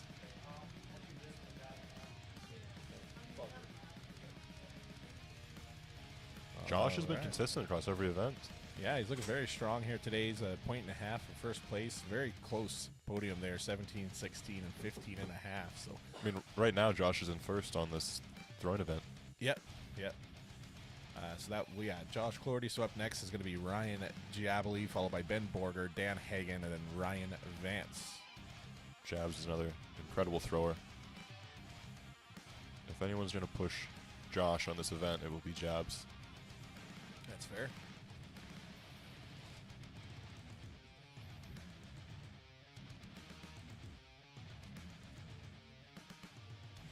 First keg. Easy. Second keg, easy. Tons of height on it. Third is up and over. It's going to be the 45-pound keg. He is Okay, last one. moving.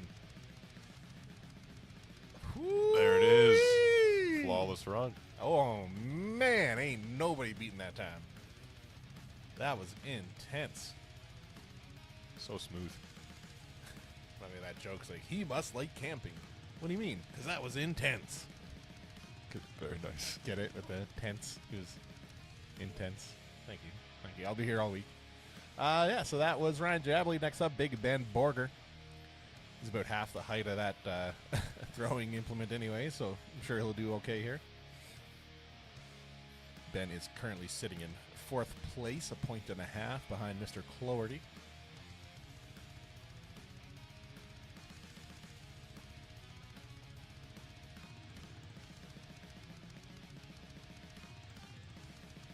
See ya.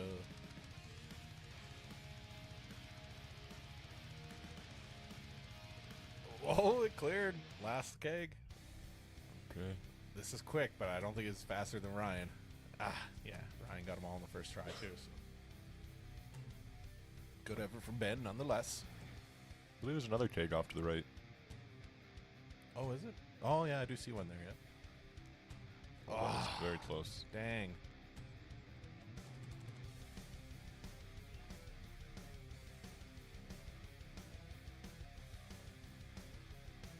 Oh, it's There it is. good. Up and over. He does have time.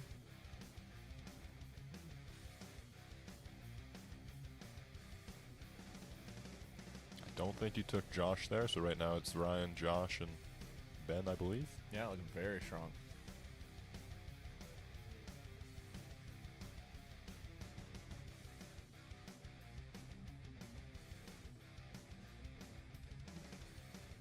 All right, coming up next, Mr. Dan Hagen, Haagen-Dazs himself. Dan's currently sitting in 2nd place, 1 point behind Ryan Vance. See if Dan will be able to get the jump on Ryan here and take that first place for him. Or he could tie it if Ryan does well enough to get 2nd. It would just be a straight tie going into event 4.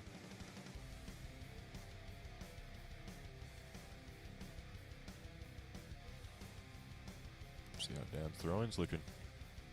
Oh, easy clear the first one. Didn't even see it for like a minute. Yep, they're flying. Okay, fast 4, there'll be big points. And he gets the Nice. fast 4. All right, if he gets this, that's going to be close to Ryan. Oh, so close.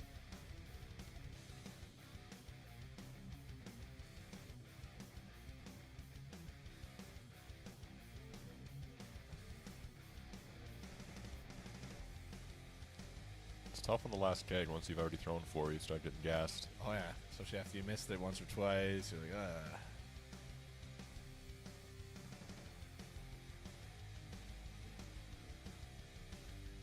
Yeah, I would just call it there. Save the juice. Yeah, he's calling it. That'll be close at finishing on the 4, him and Josh. Yeah. All right, that was Dan's run. Last but not least, Mr. Ryan Vance coming up for his run at the Stones here. Or, sorry, kegs, not stones. After this is going to be one of the more interesting events. The yoke to frame carry, given the weather and everything. 800-pound yoke into about a 700-pound frame carry. It's going to be interesting to see how the athletes do with that. But before then, we got see what Mr. Ryan Vance, the Honey Badger, does here. If he can maintain his first place position. Easy first keg. See ya.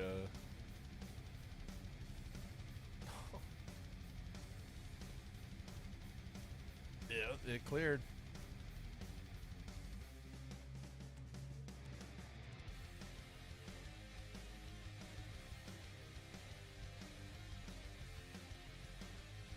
Just trying to find his cadence. Oh.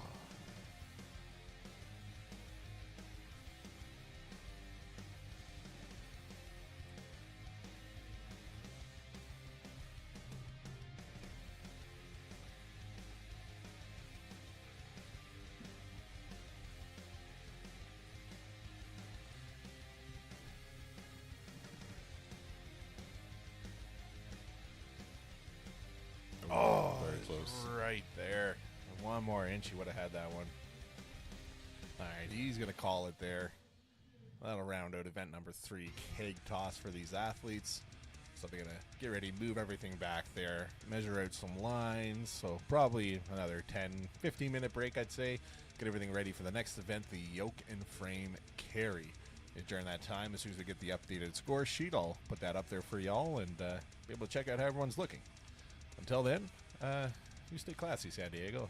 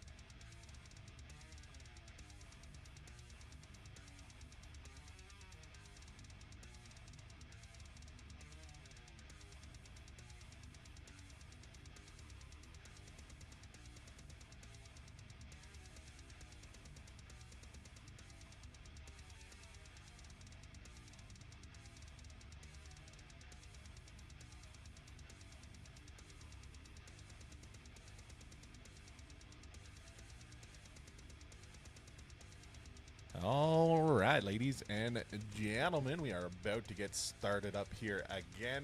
Going to be going with the Yoke into frame carry event here. It's going to be a roughly 800-pound yoke going about 50 feet, moving back towards the frame, which is going to be about 700 pounds. They're going to run that back to 50 feet. First one done. The fastest wins the event. Until then, we'll just go over the current standings. We got the updated list there on the left-hand side. Very tight podium, as you can see. Josh Clordy still in the lead over Dan Hagen by half a point. Ryan Vance taking third at 22 points. Ben Borger in fourth. Ryan Jabley with a big jump there after winning third event. Going to put him at 18 points. Still potentially could make that podium. Larson Hares 15.5. Alex at 9.5. Spencer 6.5. Brad 5.5. And Gary at 4.5 points. Just getting everything ready here for the athletes. Going to be an interesting event here. Luckily, we were able to get everything dry and melted. A little bit of wetness on the end there. A little puddle they're going to be finishing in as they swap over to the frame carry. See how that works out for everybody. But we will be getting started here shortly. In the chat, let us know, how do you think the podium's going to round out? Do you think it's going to stay the same? Do we see Ryan or Ben maybe poking their way in there? Maybe even Larson if he can turn things around here. Let us know in the chat. It's going to be close either way, I think. It's an exciting show. I love these shows where it's not a big blow-away winner. You got Mitchell Hooper out there in the lead by 8 points after every event. So really close finish here. See who gets that podium. While we are waiting, though, I will go over some more of our lovely sponsors. Once again, shout out to New Age Performance Mouthwear, Muscle Check, Pain Relief, Zone Smelling Salts, Recon Performance, Fat Boy Organic Garlic, Kip Scott GMC, Fire and Flood Emergency Services, Big Bend Market, Boundless Energy Solutions, JV Roofing and Exteriors, and Real Enterprises Limited.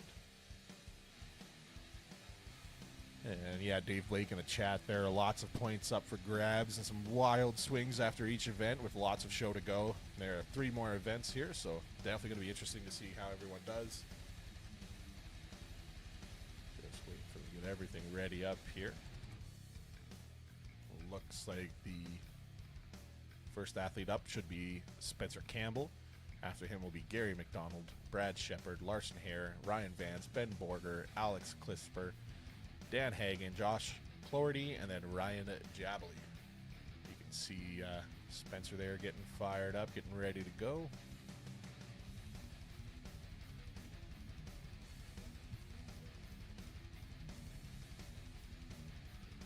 All right, 800 pounds on his back here. Quick feet with that. Yeah, moving very fast, actually. 800 pounds is no joke. Down command from our head judge, Tristan Hoth. Onto that frame.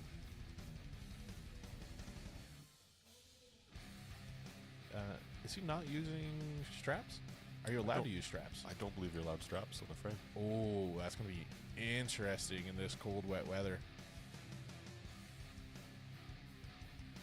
That might be a mistake. I think it'd be almost better to let them use straps. Yeah, he's not even going to get that off the ground. Oh, I hope the handles are dry. Yeah. It's not raining right now, so they make sure to dry the handles off. But yeah, that's around a 700-pound frame. That's a tough grip. Tough tested grip. Yeah, this is going to be interesting to see how they do here with this. Nice. Got a little pallet jack there with the implement on it to lift the yoke up for the reset. I like it. Very smart. All right, so coming up next is going to be Gary McDonald. Getting everything reset here for Gary. Squats being his favorite event. One of our amateur athletes here today. This is his now 8th season competing in strongman. He's a bit of a veteran of the sport. He's got lots of good competitions under his belt. One of his fun facts he shared with me is that he can cook craft dinner without the instructions. That is no easy feat. Shows the experience. That's that 8th year of strongman experience, when you can just throw away the box and you don't need it. It's wildly impressive. Good for you, man. Proud of you. Proud of you, Gary. This event in particular being sponsored by JV Roofing and Exteriors. Saw their truck on site here. Looks pretty neato. Just getting everything set up there. Give you a little sneak peek of the crowd. Lots of people showed out today. And I love how the Fire and Flood Services of Red Deer here brought out all their equipment. They got 10,000 pound pumps here for pumping fire water. There's skid steers, hoses, emergency rescue trucks. Really cool implements here.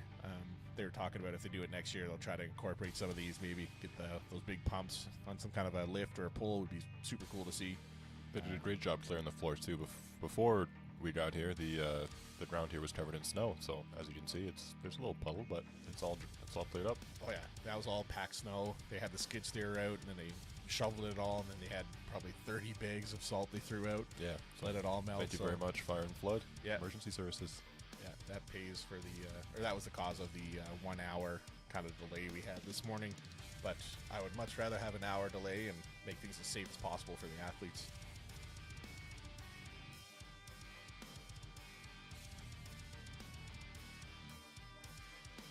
All right, here's Mr. McDonald.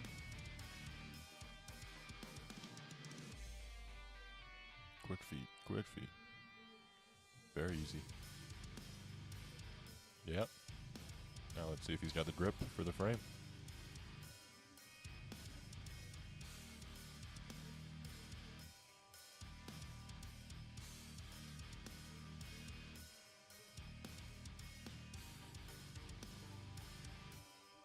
Oh, not quite.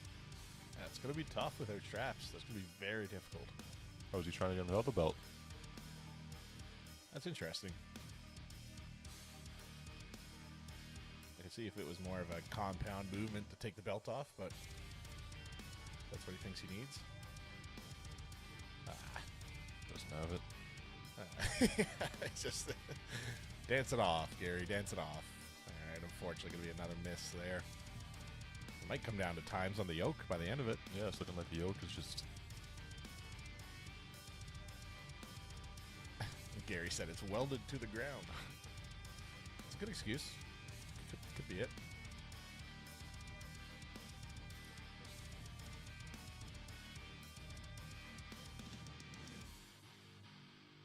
JF Caron in the chat there. Thanks for watching. Appreciate you chiming in there. It's the part of strongman. Shitty weather happens, and that's how you determine the strongest at best. It's true, though. Overcoming adversity and getting everything moving and stuff. It's truly to find out who the strongest man in Alberta is.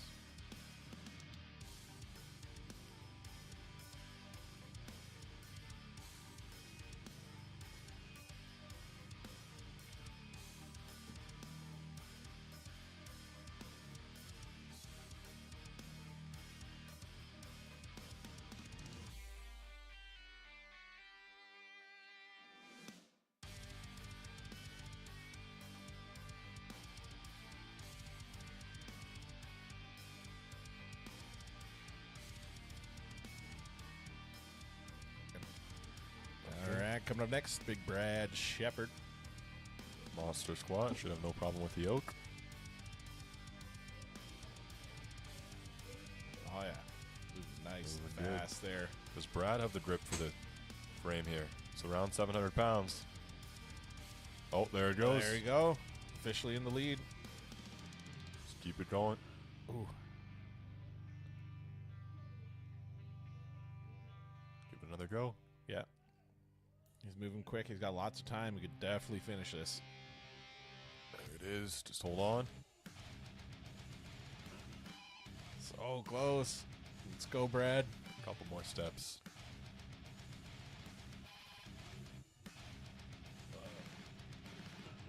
He's got it. First athlete to finish. Brad Very Shepard. impressive. That shoulder giving him trouble, but the grip really looked no problem. Usually once you start dropping a frame like that a couple of times, you don't have the grip to pick it up again, but he managed. Yeah, good effort from Brad. New event leader. Yep. All right. Since this time, they were able to successfully get both the yoke and frame moved to the other sides. Normally, they'll just leave them there instead of resetting them, but with the outdoor event and, I don't know, difference in the asphalt and stuff, maybe they'll move them back. I'm not too sure. Unless you're just using the forklift just to get it straightened out.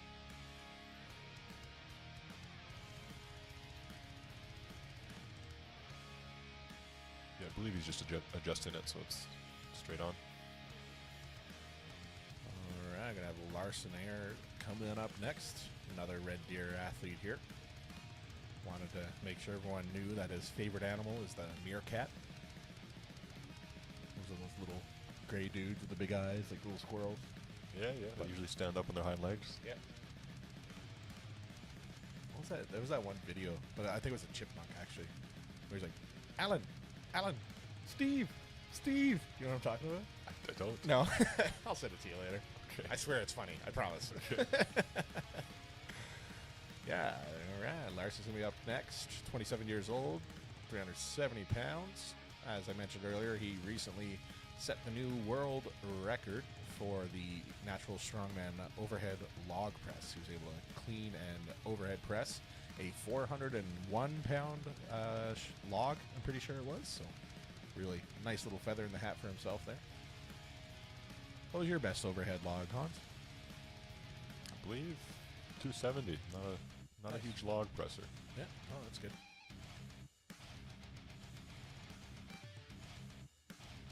All right, Mr. Colton Sloan, another one of Alberta's strongest men here, moving that frame back for the next athlete. I think Colton was slated to compete at this show, but I think he's still recovering from I think it was a bicep tear he had a little while ago, so just waiting for that to fix up for him.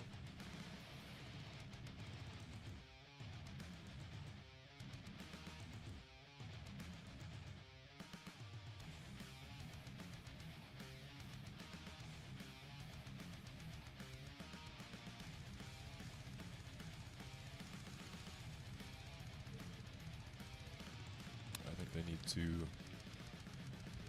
The forklift made it in our way actually, but the forklift will need to be seated closer to us so they can have enough space to reset it.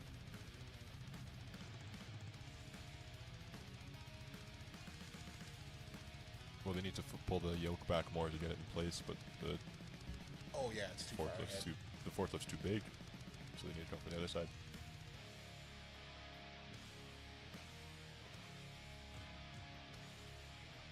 Yeah, why didn't they bring the went all the way back with the forklift? Well, they don't have enough room. Like they'd be like to back out from under. Oh, he wouldn't be able to. They'd be I like see what you're saying. Yeah. Silly me. The trouble with heavy frames and heavy yokes is volunteers to reset. It's no easy task. Yeah, nobody wants to do that. I have that job all day.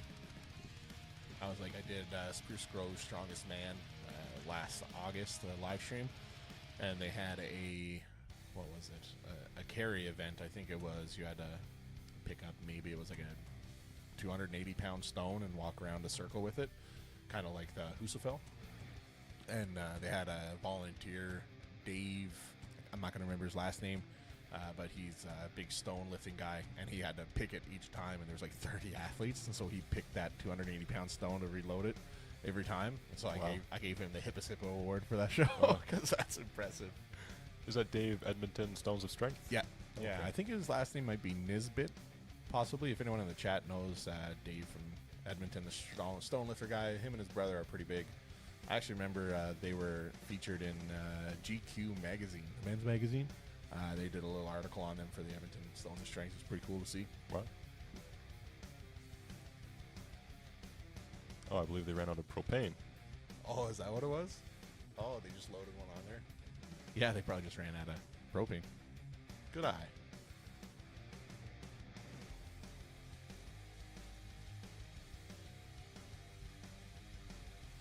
Yeah, there you go. Like you said, swing around, get it reset. That's the job I'd volunteer for. Forklift driver. Okay. Depending where he sits, he might be in the line of the camera, but let's hope for the best. Yeah, hopefully he doesn't park there. Someone will yell at him, I'm sure. Get Therese after him.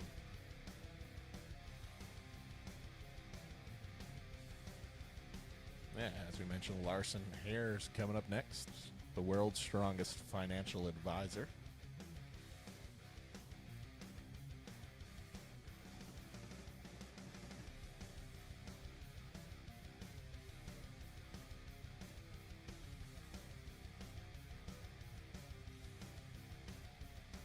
Sure that Yoke height's good. Yeah. Yeah, they got the forklift out of the way. Everything's good. Looks like we're all set. Yeah, Larson's ready.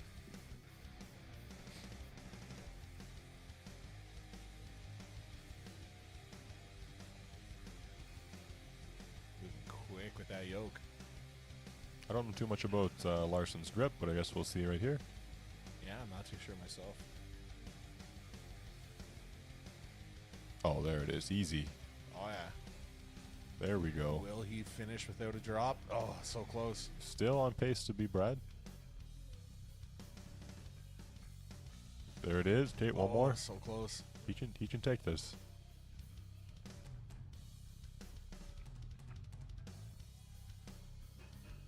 Is that it? Another so nudge. short.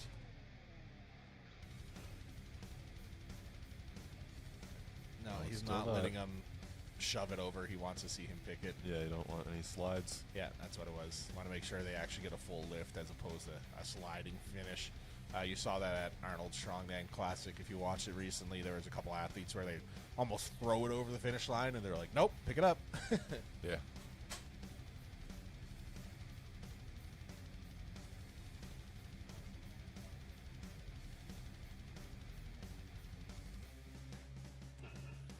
All right, getting everything reset here for the next set of athletes. Coming up next after Larson will be Mr. Ryan Vance, also known as the Honey Badger in this part of the woods. Oh, look at that. We didn't have any fun facts for Ryan, but I can tell you he tied the world record deadlift on the axle anyway. Yeah, Mr. Ryan Vance. Yeah, as they're resetting here, I'll just mute for a second and we'll be back shortly.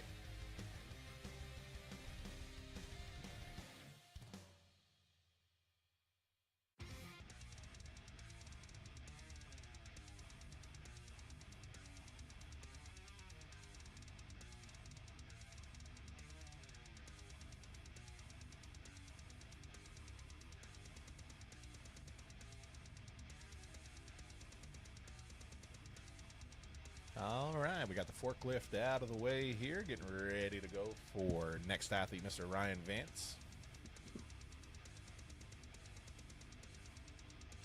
Just looking at Ryan, I want to say he has good grip, so we will see. Yeah, he's got that old man strength. Not that he's old, he's just older than some of the athletes. Smooth yoke. Yeah, looking good. Okay. He knows that a clean run will get big points. Oh yeah, if he can finish this without dropping, he's going to be looking really good. Even though he's got a bit of a slower setup here.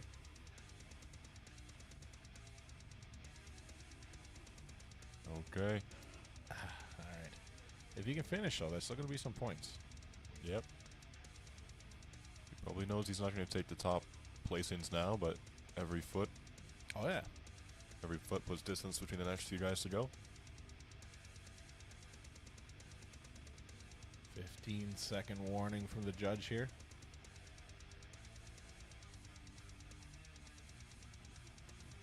He's got the pick. Alright, not going to get the finish on that one, but did get some ground. Going to take some points there. Going to be resetting everything here now. While they are resetting, I'm going to have a bite of my hot dog because my lovely girlfriend brought me a hot dog. So, Hans, you're in control. I will narrate the reset. We have the forklift man coming in, getting set up under the yoke. He wants to make sure he tips back the fork so the yoke doesn't slide off. Good form, good technique. If he comes in too fast when he stops, it may slide forward, so he wants to slowly decelerate towards the end. He's doing good. He has a spotter, just in case.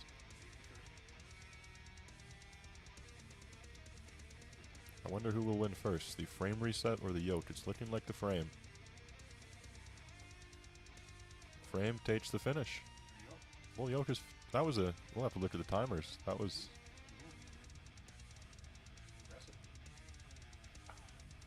Mehmet will do a slow-mo recap to see who actually won that. I'm not sure.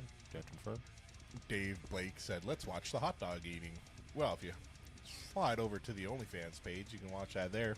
This is only for strength sports, Dave. Sorry.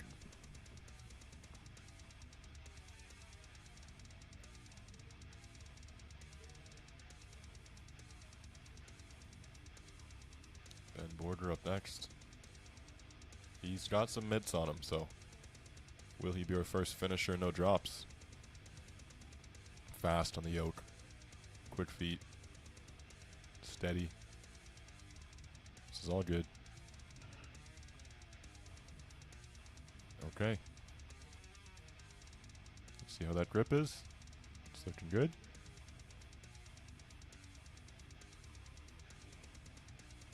Very good. First drop. He's got time. He's still looking very strong. If he can finish without a drop here. Okay, one more pick almost. and over. That might be Brad's time. Oh, that's good. Yeah, it's going to be close. I think that's our new event leader. That was a good run. That was very close. Ryan Jabs still to go, I think. Yep. Yeah, that was Big Ben. We got Alex K up next, Dan Hagen, Josh Clorty, and then Ryan Jabs taking up the rear.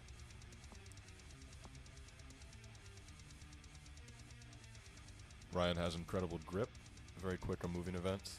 Oh yeah, very athletic. He did say he injured his part of his foot on the last event, so I hope he's still able to complete this event. That was Ryan Jabley, you said? Yeah.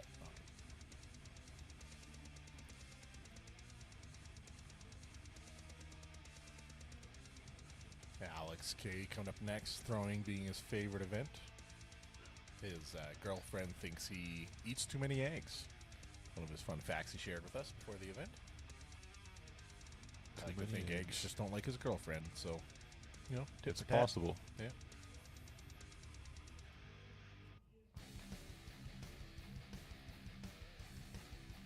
And this event is sponsored in particular by JV Roofing and Exteriors. Be sure to check them out in the Red Deer area. If you ever need any roofing or exterior work, JV Roofing. Okay, Alex Slisper. Do you have a good yoke run? He's got grip, I know that. Let's go, Alex. A little off Coming in a balance little there. too fast. Yeah. Still, that's moving really good now. Yeah. Sometimes slow and steady wins the race. Okay. Let's see the grip, Alex. Big squeeze. Looking strong. Looking good. New event winner. Will he do it? Oh, so close. Let's finish it. There you go. Okay, new event leader. He went way I would past like the to finish say. line, too. Wow. Rough start, but that's still going to be a good time for Alex.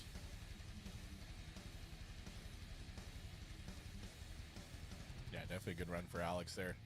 Coming up next, we got the Dan Hagen, followed by Josh Cloherty, and then Ryan Jabley.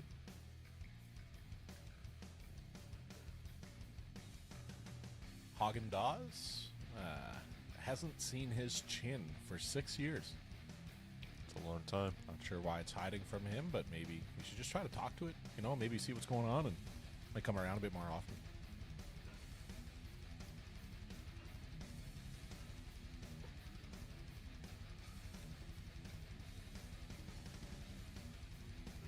Thank God for that forklift.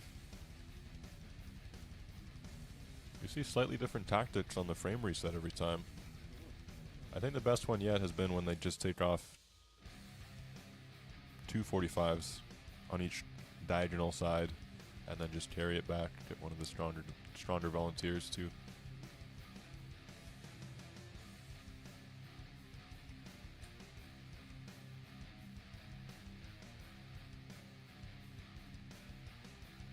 Okay, here comes Dan.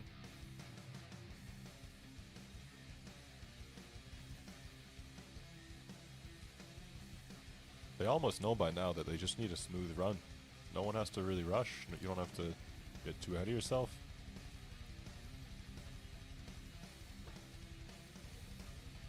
Dan's off to a good start. Moving good. Done the yoke. Let's see the drip. He's got the drip. If he finishes this, that's the new event winner. Event leader, sorry. There it is. Very good run by Dan. Yeah, that's going to get him a few points. Beautiful run by Dan Hagendaz.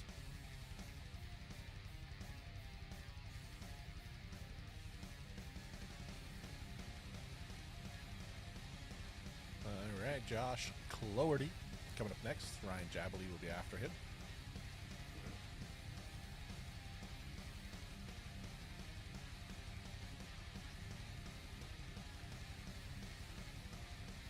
As we mentioned, that Yoke's weighing in about 800 pounds, and the frame is around 700 pounds for their carry. Impressive weights.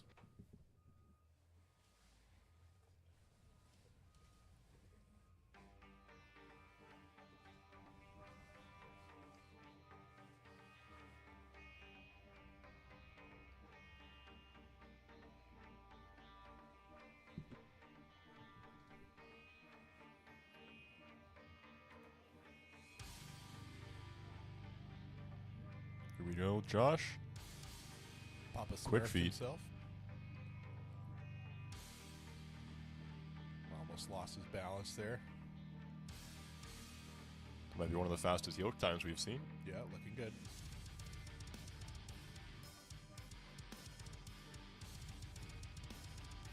Oh, and the frame's off.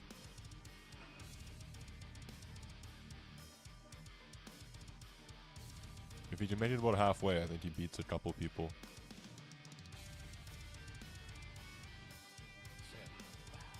Grip's failing him. Alright, he's going to call it there. Knows he has a bit of a cushion.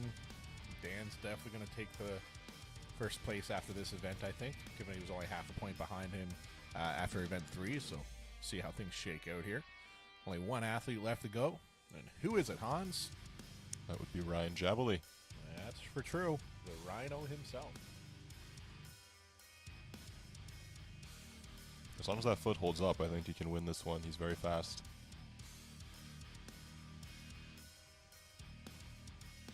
He's done much heavier frames in training.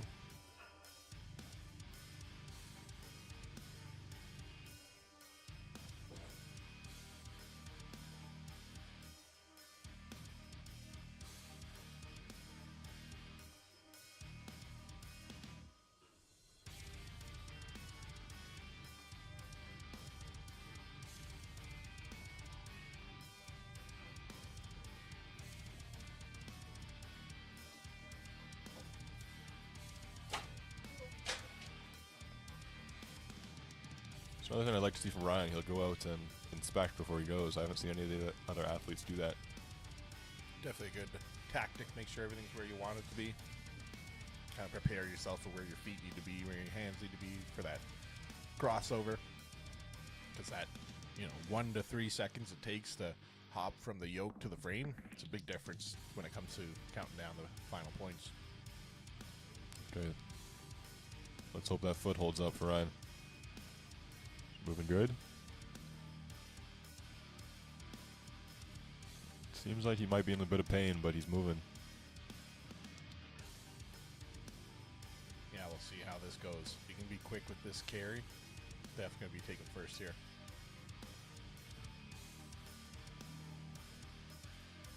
Just going.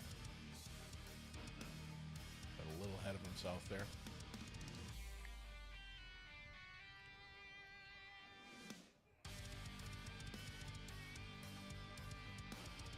Is that it? Not quite there. Oh, that's the worst. Let's go, Ryan. Quick pick. Let's go. Last one. Yeah, he's got it. There you go. Attaboy. All right, good finish. I am excited to see the points here. Yeah, I'm not sure where they all ended up. Put it back up on the screen here are the current points after event 3. Super close podium. Excited to see how everyone shakes up, I'm sure we'll see another big shake in the points here. I think Dan might have jumped into first. I think so. I think Dan might hop up the first. Jabs is going to be fourth or third is my guess. And we'll see how everything shakes out. But definitely getting close here as we get down to the final two events. Those events will be, next up, the Crucifix hold, followed by the natural stone load. So for those that don't know, the Crucifix hold, the athletes will grab a 25-pound dumbbell in both hands and hold their arms out to their side like a crucifix, and you got to keep your arms parallel with the ground for as long as you can. It's a timed event. Whoever holds them out the longest will win the event. Doesn't sound like much, 25 pounds per hand, but I encourage you, the next time you see something that weighs 25 pounds, try to hold it out to your sides, parallel to the ground. It is very difficult. So see how the athletes do with that, and then natural stone load following. So everybody stay tuned. We will be back in probably another 10 or 15 minute break. I'll let you guys know. And yeah, see you soon.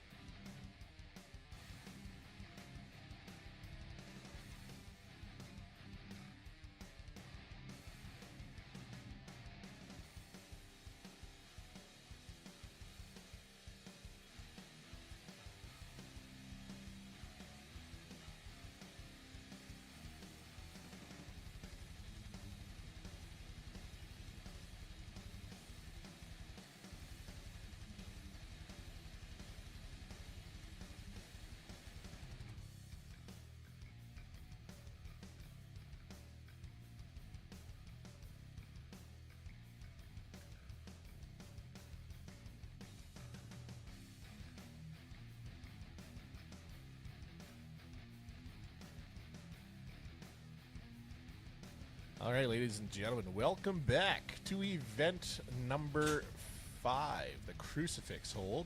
Going to be one of my favorite events here because I thought they were doing this event with dumbbells. They are doing this event with ham hocks. 25-pound hocks of ham, sponsored by Big Bend Market. They supplied the hams for us here today, so that was awesome to see. I'm just really excited for this, to see the hams. You can see Gary McDonald's going to be coming up first. And on the left-hand side, you can see I have the current standings updated. There's a big shake-up there after event number 3. Going to have Dan Hagen in first with 34 points. Ben Borger, 29 points in second place. Josh Cloverday dropping down to third with 27.5. Ryan Vance up to fourth with 26 points. Ryan Javeley, 23 points in fifth. Larson's 21.5 and 6. Alex 17.5 and 7. Brad Shepard 12.5 and 8. Spencer's at 8.5 and 9th. And Gary taking 10th place with 5.5 points. Gary's currently going here now, looking pretty strong. 25-pound ham hocks. I'm going to say ham hocks a lot because it's just making me very happy. Ham hocks in each hand. Going to see how long he can hold her up for. He's been going a good 30 seconds or so far, so he's looking pretty strong.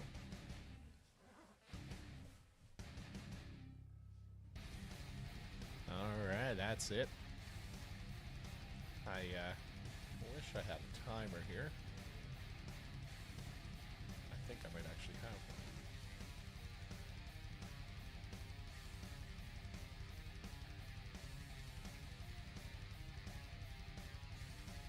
Alright, I'm going to be having Mr. Spencer Campbell coming up next.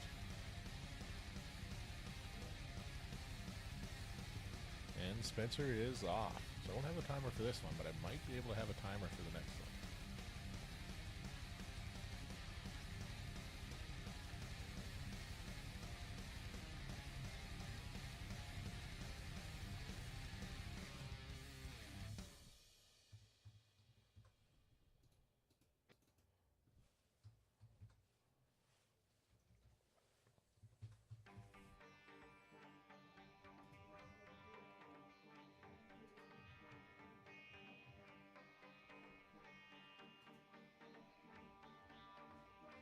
Alright, that's going to be time there for Spencer.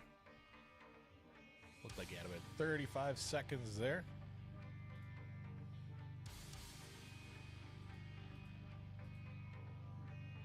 Alright, maybe we'll be able to get a good timer here. I'll try to listen for the whistle.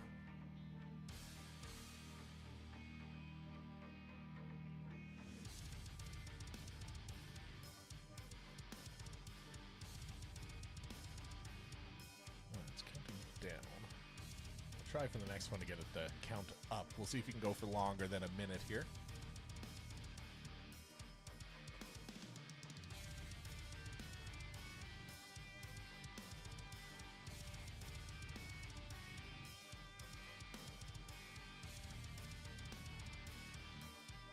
Looking very strong, approaching 30 seconds here so far.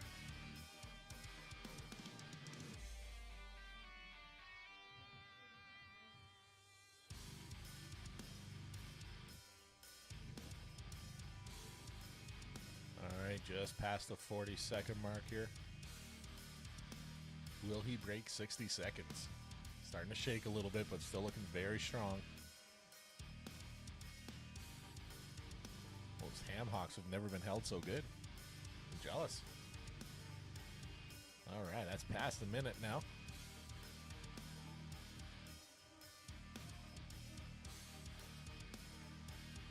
Well in the lead here. We're looking at a minute 10. All right, it looks like about a minute 10, minute 11 for Josh there. Very strong start as well.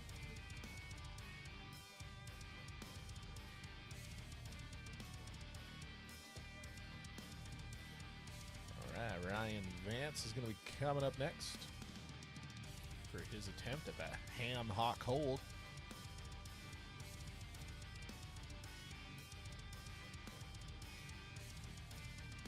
MC Nate mentioned that after this event, they're going to let some of the audience give this a try, and whatever man and women hold it in front of them the longest is actually going to get to take the ham home. So, all right, Ryan is off.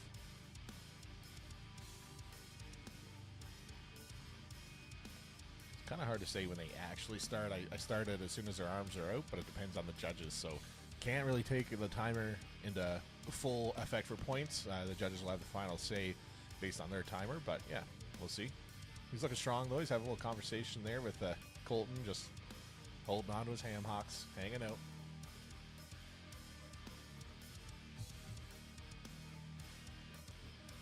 Past the 30-second mark. I think Josh Cloherty would be in the lead with roughly a minute 10, so we'll see if anyone can come even, kind of close to that. Done. Looks like that left arm dipped under a little. Got maybe about 46 seconds or so. We'll see how that holds up there. Coming up next, though, Larson here.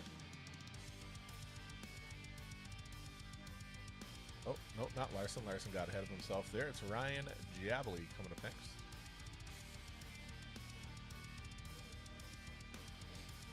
And, started as soon as I see his arms out, but like I said, judges have the final say on time.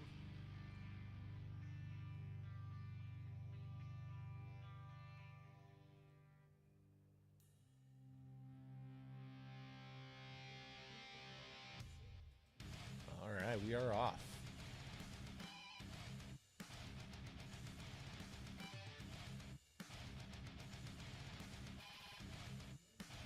I like these hold events. They don't always make the best for the spectator.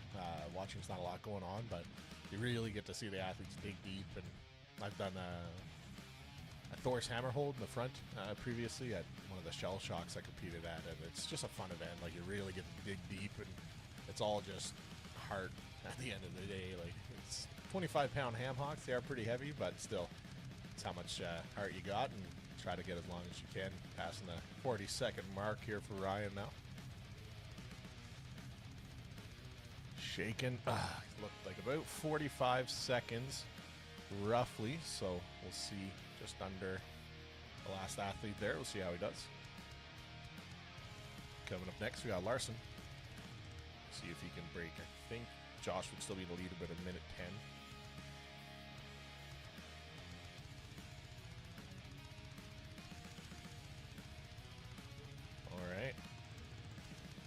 Larson is off. Ham hocks to the side, focusing. See how long he can get here. Brad Shepard in the background, just stretching the wings a little bit, getting himself ready.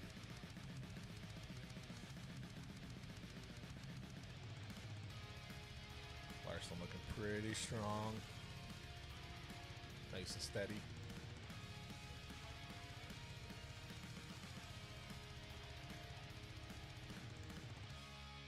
Past that 30-second mark here now. See if he's going to get close to that 110 of Josh Cloherty so far.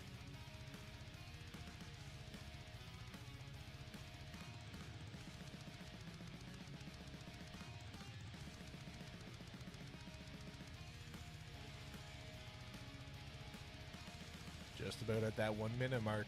It's going to be getting close to Josh. There's a minute. Close. Minute 5. Oh, I think he's going to be a little short of Josh there. Around a minute 7, minute 6. I think Josh had a minute 10, a minute 11, somewhere in there. So definitely close. So that's going to be a good second spot, second place finish there, I think. Got up next, Big Brad Shepard.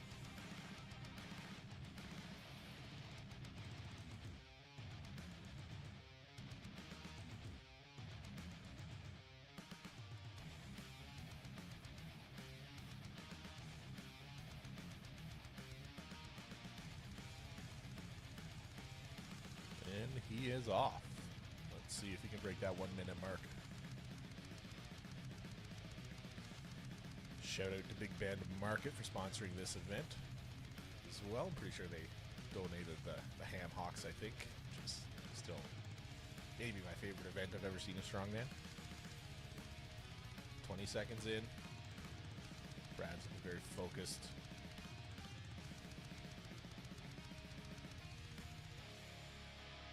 Past that 30-second mark now.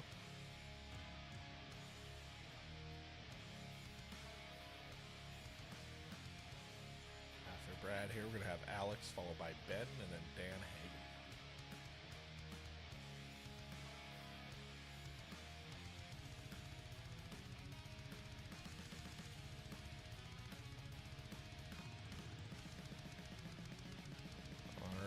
hit that minute mark. He is dipping a bit past a minute.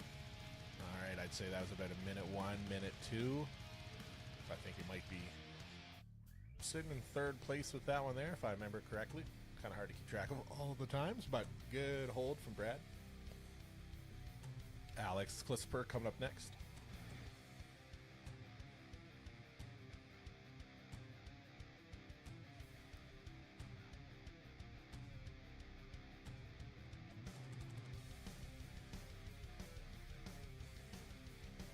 And Alex, I think there was a bit of confusion with that. He held his arms up really high. His arms were angled up high. The rule is your arms have to be parallel. Yeah, he's got to have his arms down. There we go. Yeah, you want to have your arms all the way out. If you keep your elbows bent, it's kind of an advantage. If you keep your arms straight out, it's all just shoulder strength, which doesn't seem to be Alex's stronghold there, unfortunately. Maybe a little misunderstanding with how the event works, but we'll see. Up next, we're going to have Big Ben Borger and then Dan Hagen after him.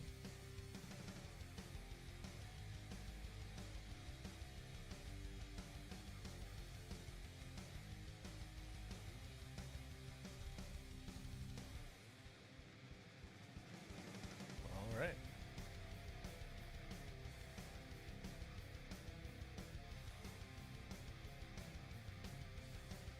Ben is a product of Red Deer. I think he was born and raised here, along with, I think, Larson as well.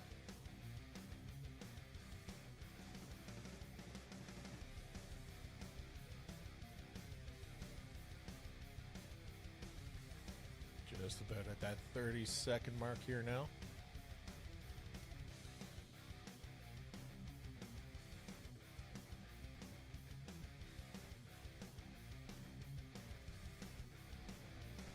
Little shaky, shy of 50 seconds here. Crowd's getting behind him here a little bit, helping him out. 50 seconds.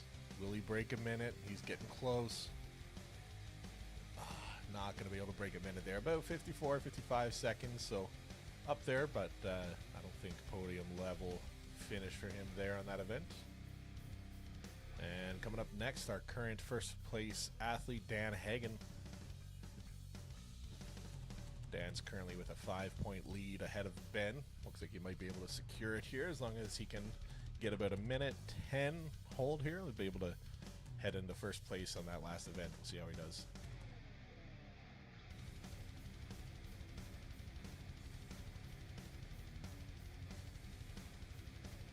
All right.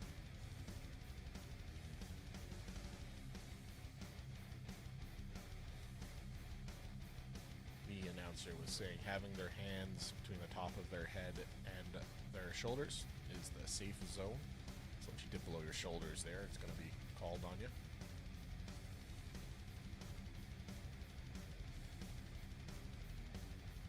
Looking pretty good here, just at that 30-second mark here now.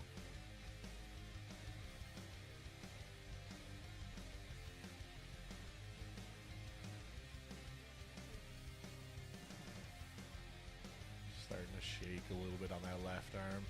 45 seconds. He wants to be able to get over a minute to secure a top finish here. 50 seconds. That's going to be it there. 51 seconds, give or take, for Dan Hagen. And that's going to conclude event number 5 here. So we're going to get ready and break things down here again and get ready for the natural stone load medley. That event's going to be just off to the side here. You can't really see there's a lot of people there, but there's a platform there with a bunch of natural stones in front of it, varying in weights. The athletes will be taking those stones, load them onto the platform one at a time. First one to finish wins the event. Fastest overall gets the points, and we'll see how everyone finishes here. Excited to see. Points are still pretty close. We'll try to get that sheet updated for you as fast as we can here, and we'll be back shortly with an update. So stay tuned.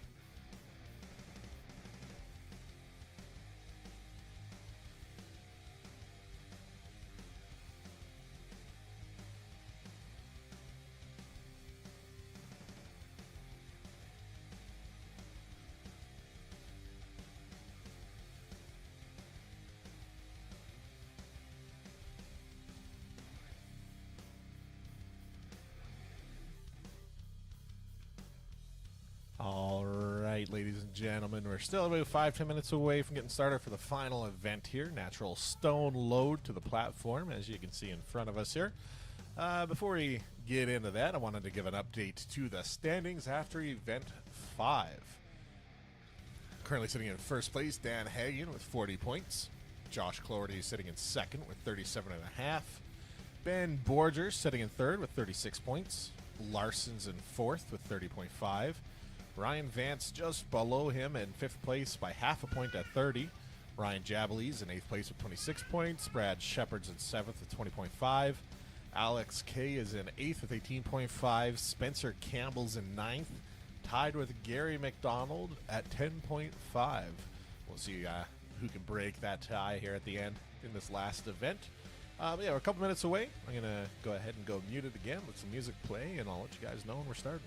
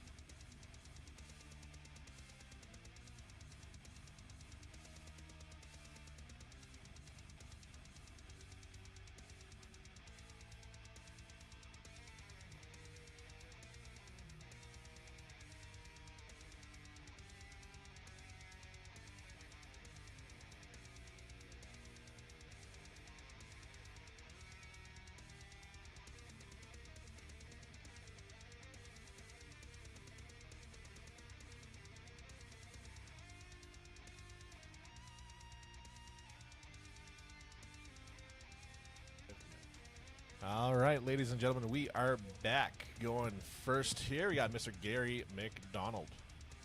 Going for that first stone load. This will be 5 natural stones loaded to that platform. The stones vary in weight from about 200 all the way up to about 400 pounds.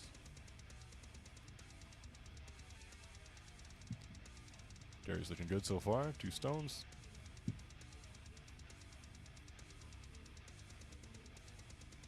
Moving on to that third stone there.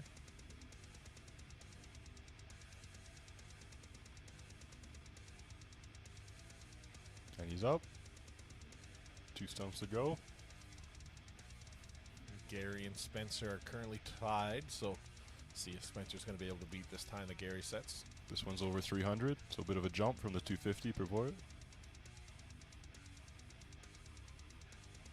Someone was asking for current standings. I'll just throw it up on the side there. This current standings after event 5. As Gary's tackling this 300-pound stone. Alright, looks like he's going to call it there. That's Gary's run. Coming up next is going to be Spencer Campbell.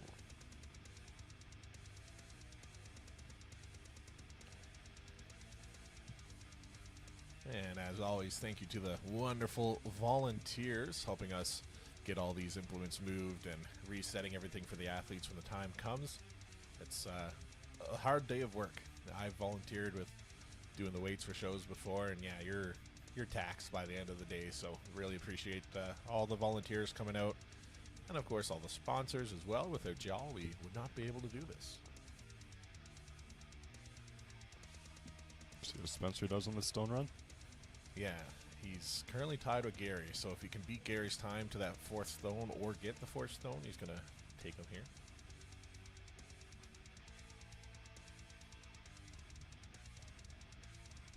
First one up. Yeah, just under 200 pounds, that first stone.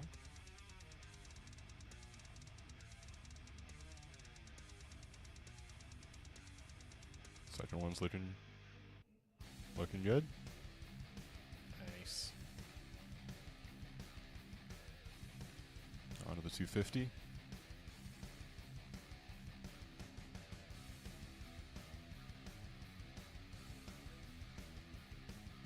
There it is. Yeah. Okay, now this 4th one looks like it's going to separate quite a number of people. It's not only an awkward shape, it jumps about 60 pounds from the last stone.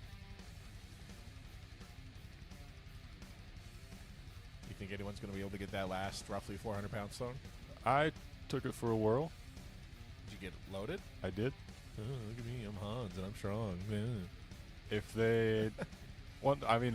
once again, I didn't see that many athletes playing around with it. So if they were keeping an eye out, they saw how myself and Andrew did it, but...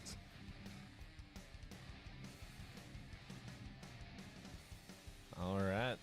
There, and he was not able to get that 4th stone, right? No. So to go to count back to see if he would beat Gary to that 3rd stone or not. Yes. I wasn't paying attention enough to watch. Oh, there's a polar bear competing. Alex up next. Tarps off.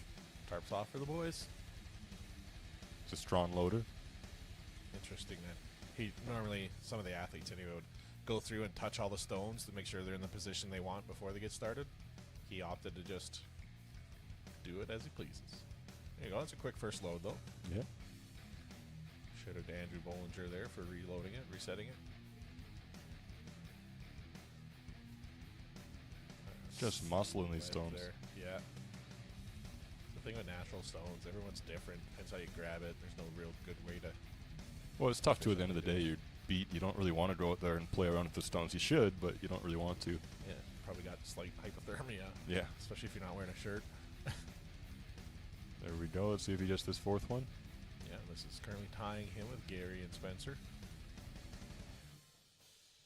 298, so basically 300 pounds. Yeah. There we go. Yes, in the lap. If you can get it lapped, I'm sure he's going to be Better able than the to other get this guys. up. Just got to find a grip. There it is. Attaboy. All right, putting him in the lead. He's going to Calling call it it there. there. Yeah.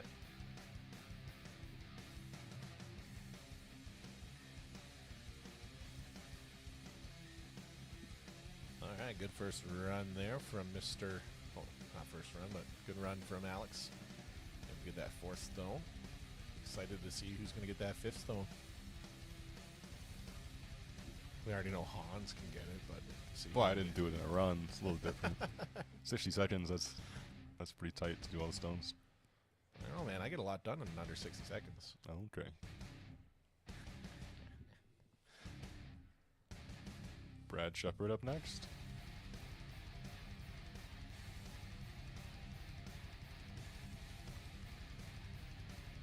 Shout out to Brad for the idea to use the skid steer as the last loading platform. We were having a bit of a debate on what to do with the last stone because the platform there didn't have enough room, and he suggested using the skid steer. Good call.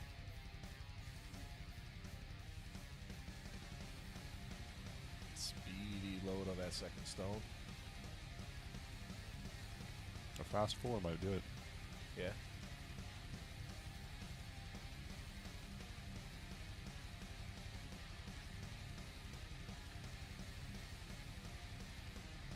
It's loaded.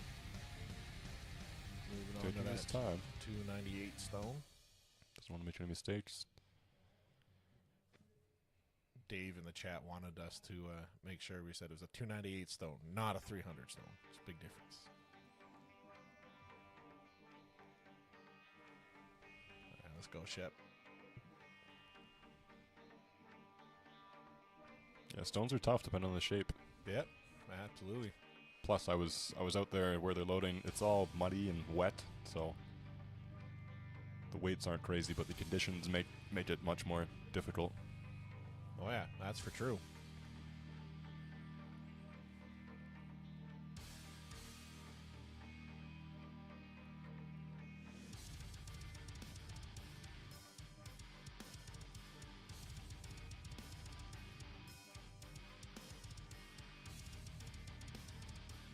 Ryan taking a look at the stones here. Tell he's an experienced athlete. It's nice to have them set up so that when you get there, all you got to do is grab it and lift it, as opposed to kind of twisting it to get it to a happy space for where you want to pull it. So, bit of experience showing there for Ryan.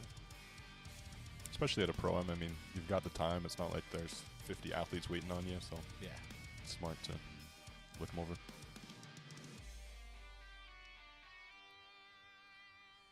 Okay, let's go, Ryan. He's going to be going for a fast 4.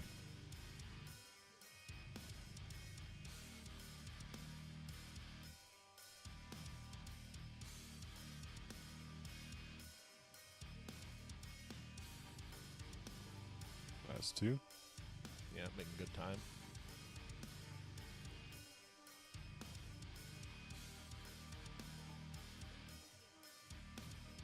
Just attacking these stones. Okay. Will he be the new event leader? Oh yeah, that was a quick Gets into the lap. lap of that stone there. It's rolling. Yeah. Just need that extension. You do not want to lose one of these stones into the mud. There it is. There it is. All right, will he get the Oh, last he's going to stone? go for take it for a crack. I found the best way is putting it on its side. It's shaped sort of like the Husafell stone in Iceland. Yep. I think he's in the right position. There it is. Oh, just the extension. Oh, that was close. Is he going to go for it? I think he's going to be out of time. 60 seconds. Yeah, they're breaking down. I think if he had more time, he would have been able to get it. All right, Ryan Vance, the Honey Badger himself, coming up for his run next.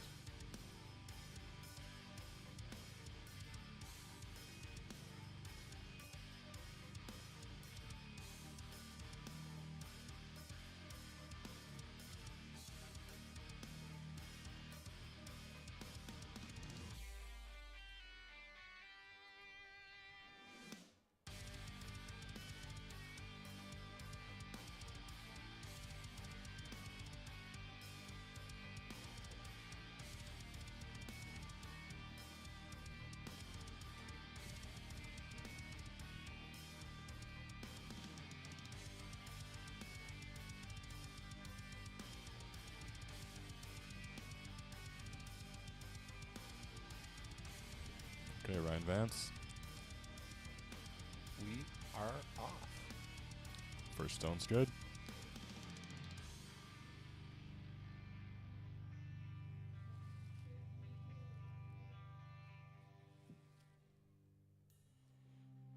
Second stone's good.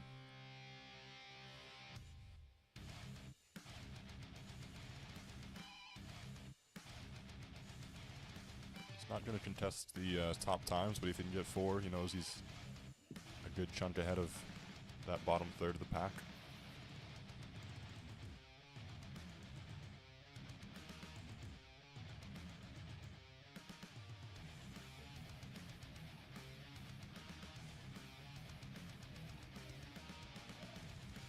Nice. Is he gonna? Oh, he's gonna go for it.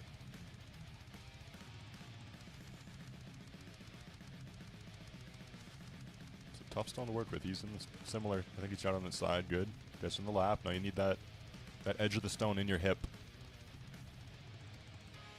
Which it looks like he's got. If you can just extend it up. Yeah, if you can just get that full extension. There it is. And he's got it. Is it on there though? That's on. Yeah, it's good. It counts. There you go. Ryan Vance, first to finish. Very impressive. Good work from the Honey Badger.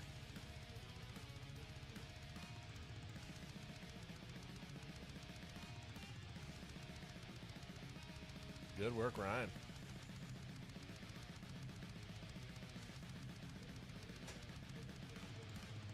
All right, coming up next, we got Larson Air.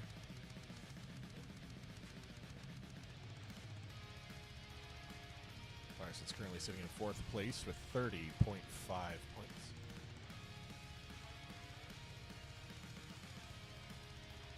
He'll need a big performance here if he wants to jump onto the podium. Yeah.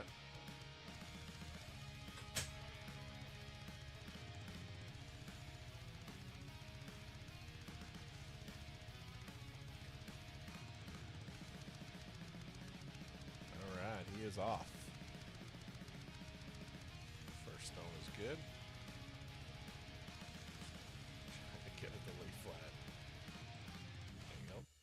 If the stone rolls off the platform, it's the athlete's fault, so they want to make sure that that stone is steady and staying where it is. That's why he's kind of playing with it there a bit.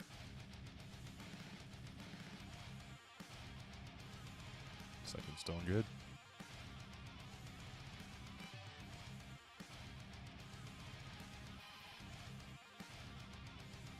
Third stone good.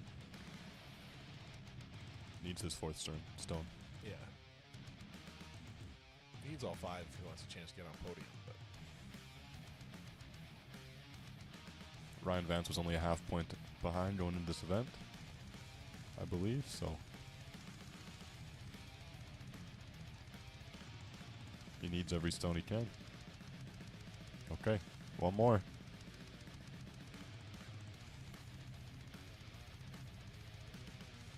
Going to the side. 20 seconds left.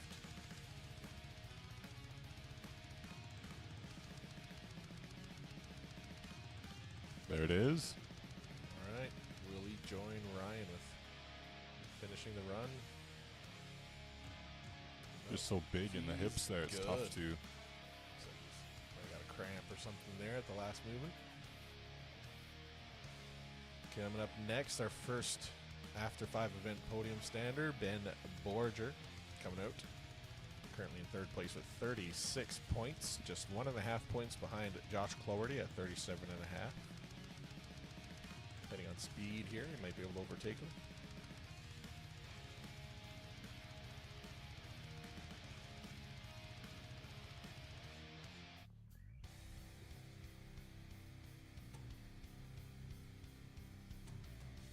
Okay, first is good.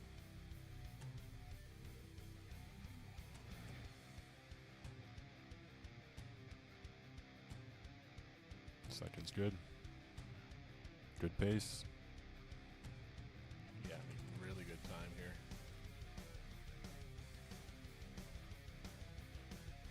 If he can get a steady pace of that 4th stone, that's going to put him in good position. If he does get the 5th. If he gets a 5th, it's gonna be real good. He needs to set a good time so because Josh will be right on his heels. All right, here's the big boy.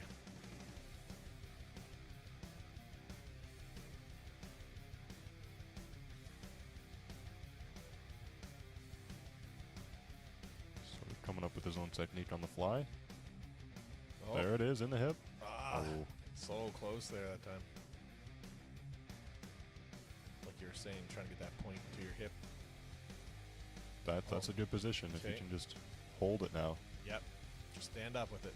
Something. Oh, lost it. So close. He won't get it now under the platform.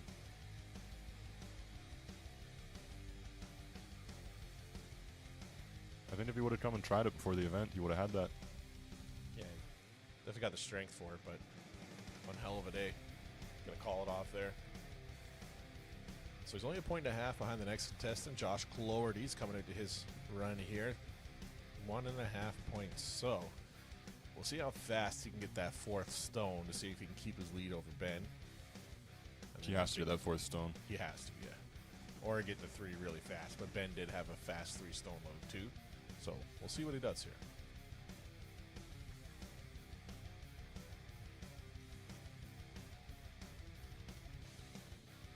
Josh just checking on the first 3, so maybe he's going for the fast 3. Yeah.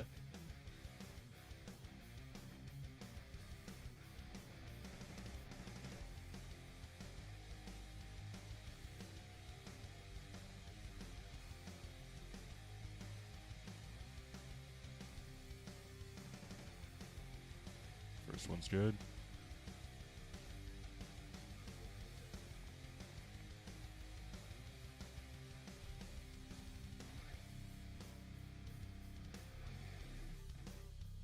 Second one's good.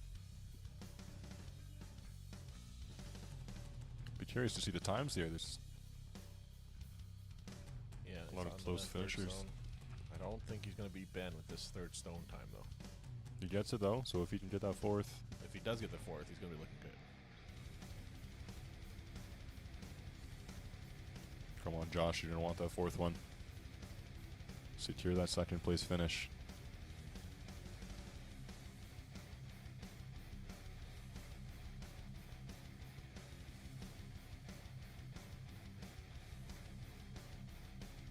Trying to find a happy place there, get a pull.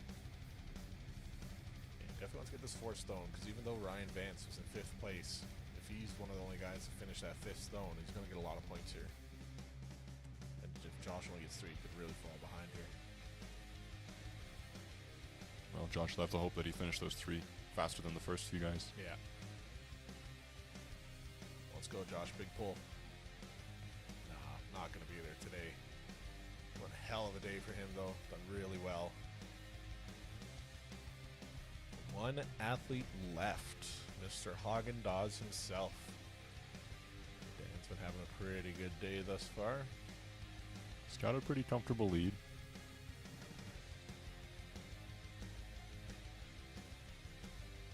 Can't exactly phone it in, but I think if he just gets 4 in any amount of time, he should secure the win.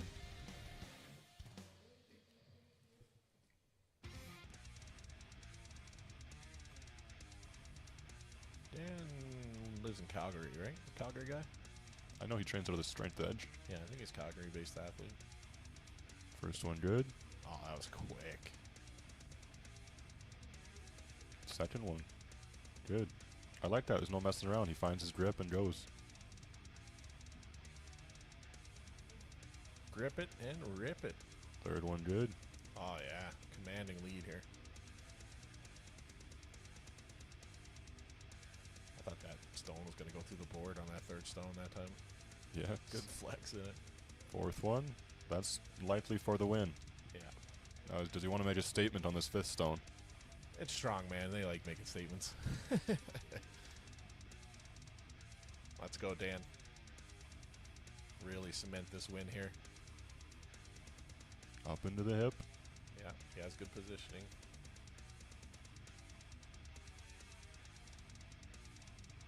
Just shy of 400 pounds, this stone.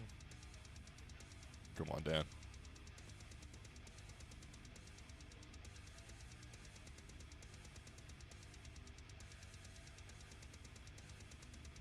He's got to go if he wants to make that statement. No, he's going to call it there. He's probably already got the win. I think he's got the win. Let's just leave it. Let's not blow something.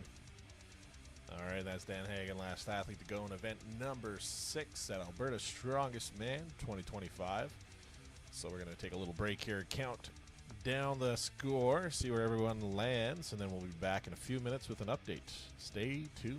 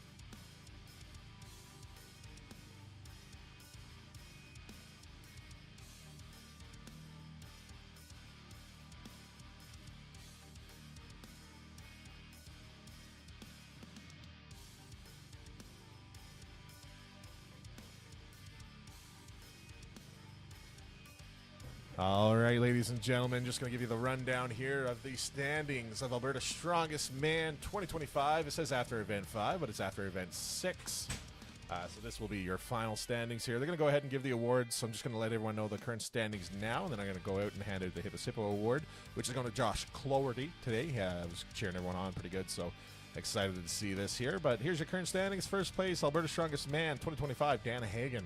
Second place, Ben Borger, 44 points. Third place, beating Ryan Vance, who's in fourth. Josh got 40.5. Ryan got 40. So your podiums, Dan, Ben, and Josh. Fifth place is Larson. Sixth place is Ryan Giaboli. Seventh being Brad Shepard. Eighth, Alex. Ninth, Gary. And 10th, Spencer Campbell. Thanks again, everyone, for coming out and tuning in and supporting the sport of strongman here in Alberta. Going to be taking offline here now and going to go attend the award ceremony and then break everything down and go home because I got to work in the morning. So thank you, everyone. Once again, thanks to all the sponsors, volunteers. Thank the Hans for being my co-host, and thanks to my lovely lady friend Ashley for bringing me some hot dogs there earlier. So, yeah, thanks again, and we'll see you later. Toodaloo.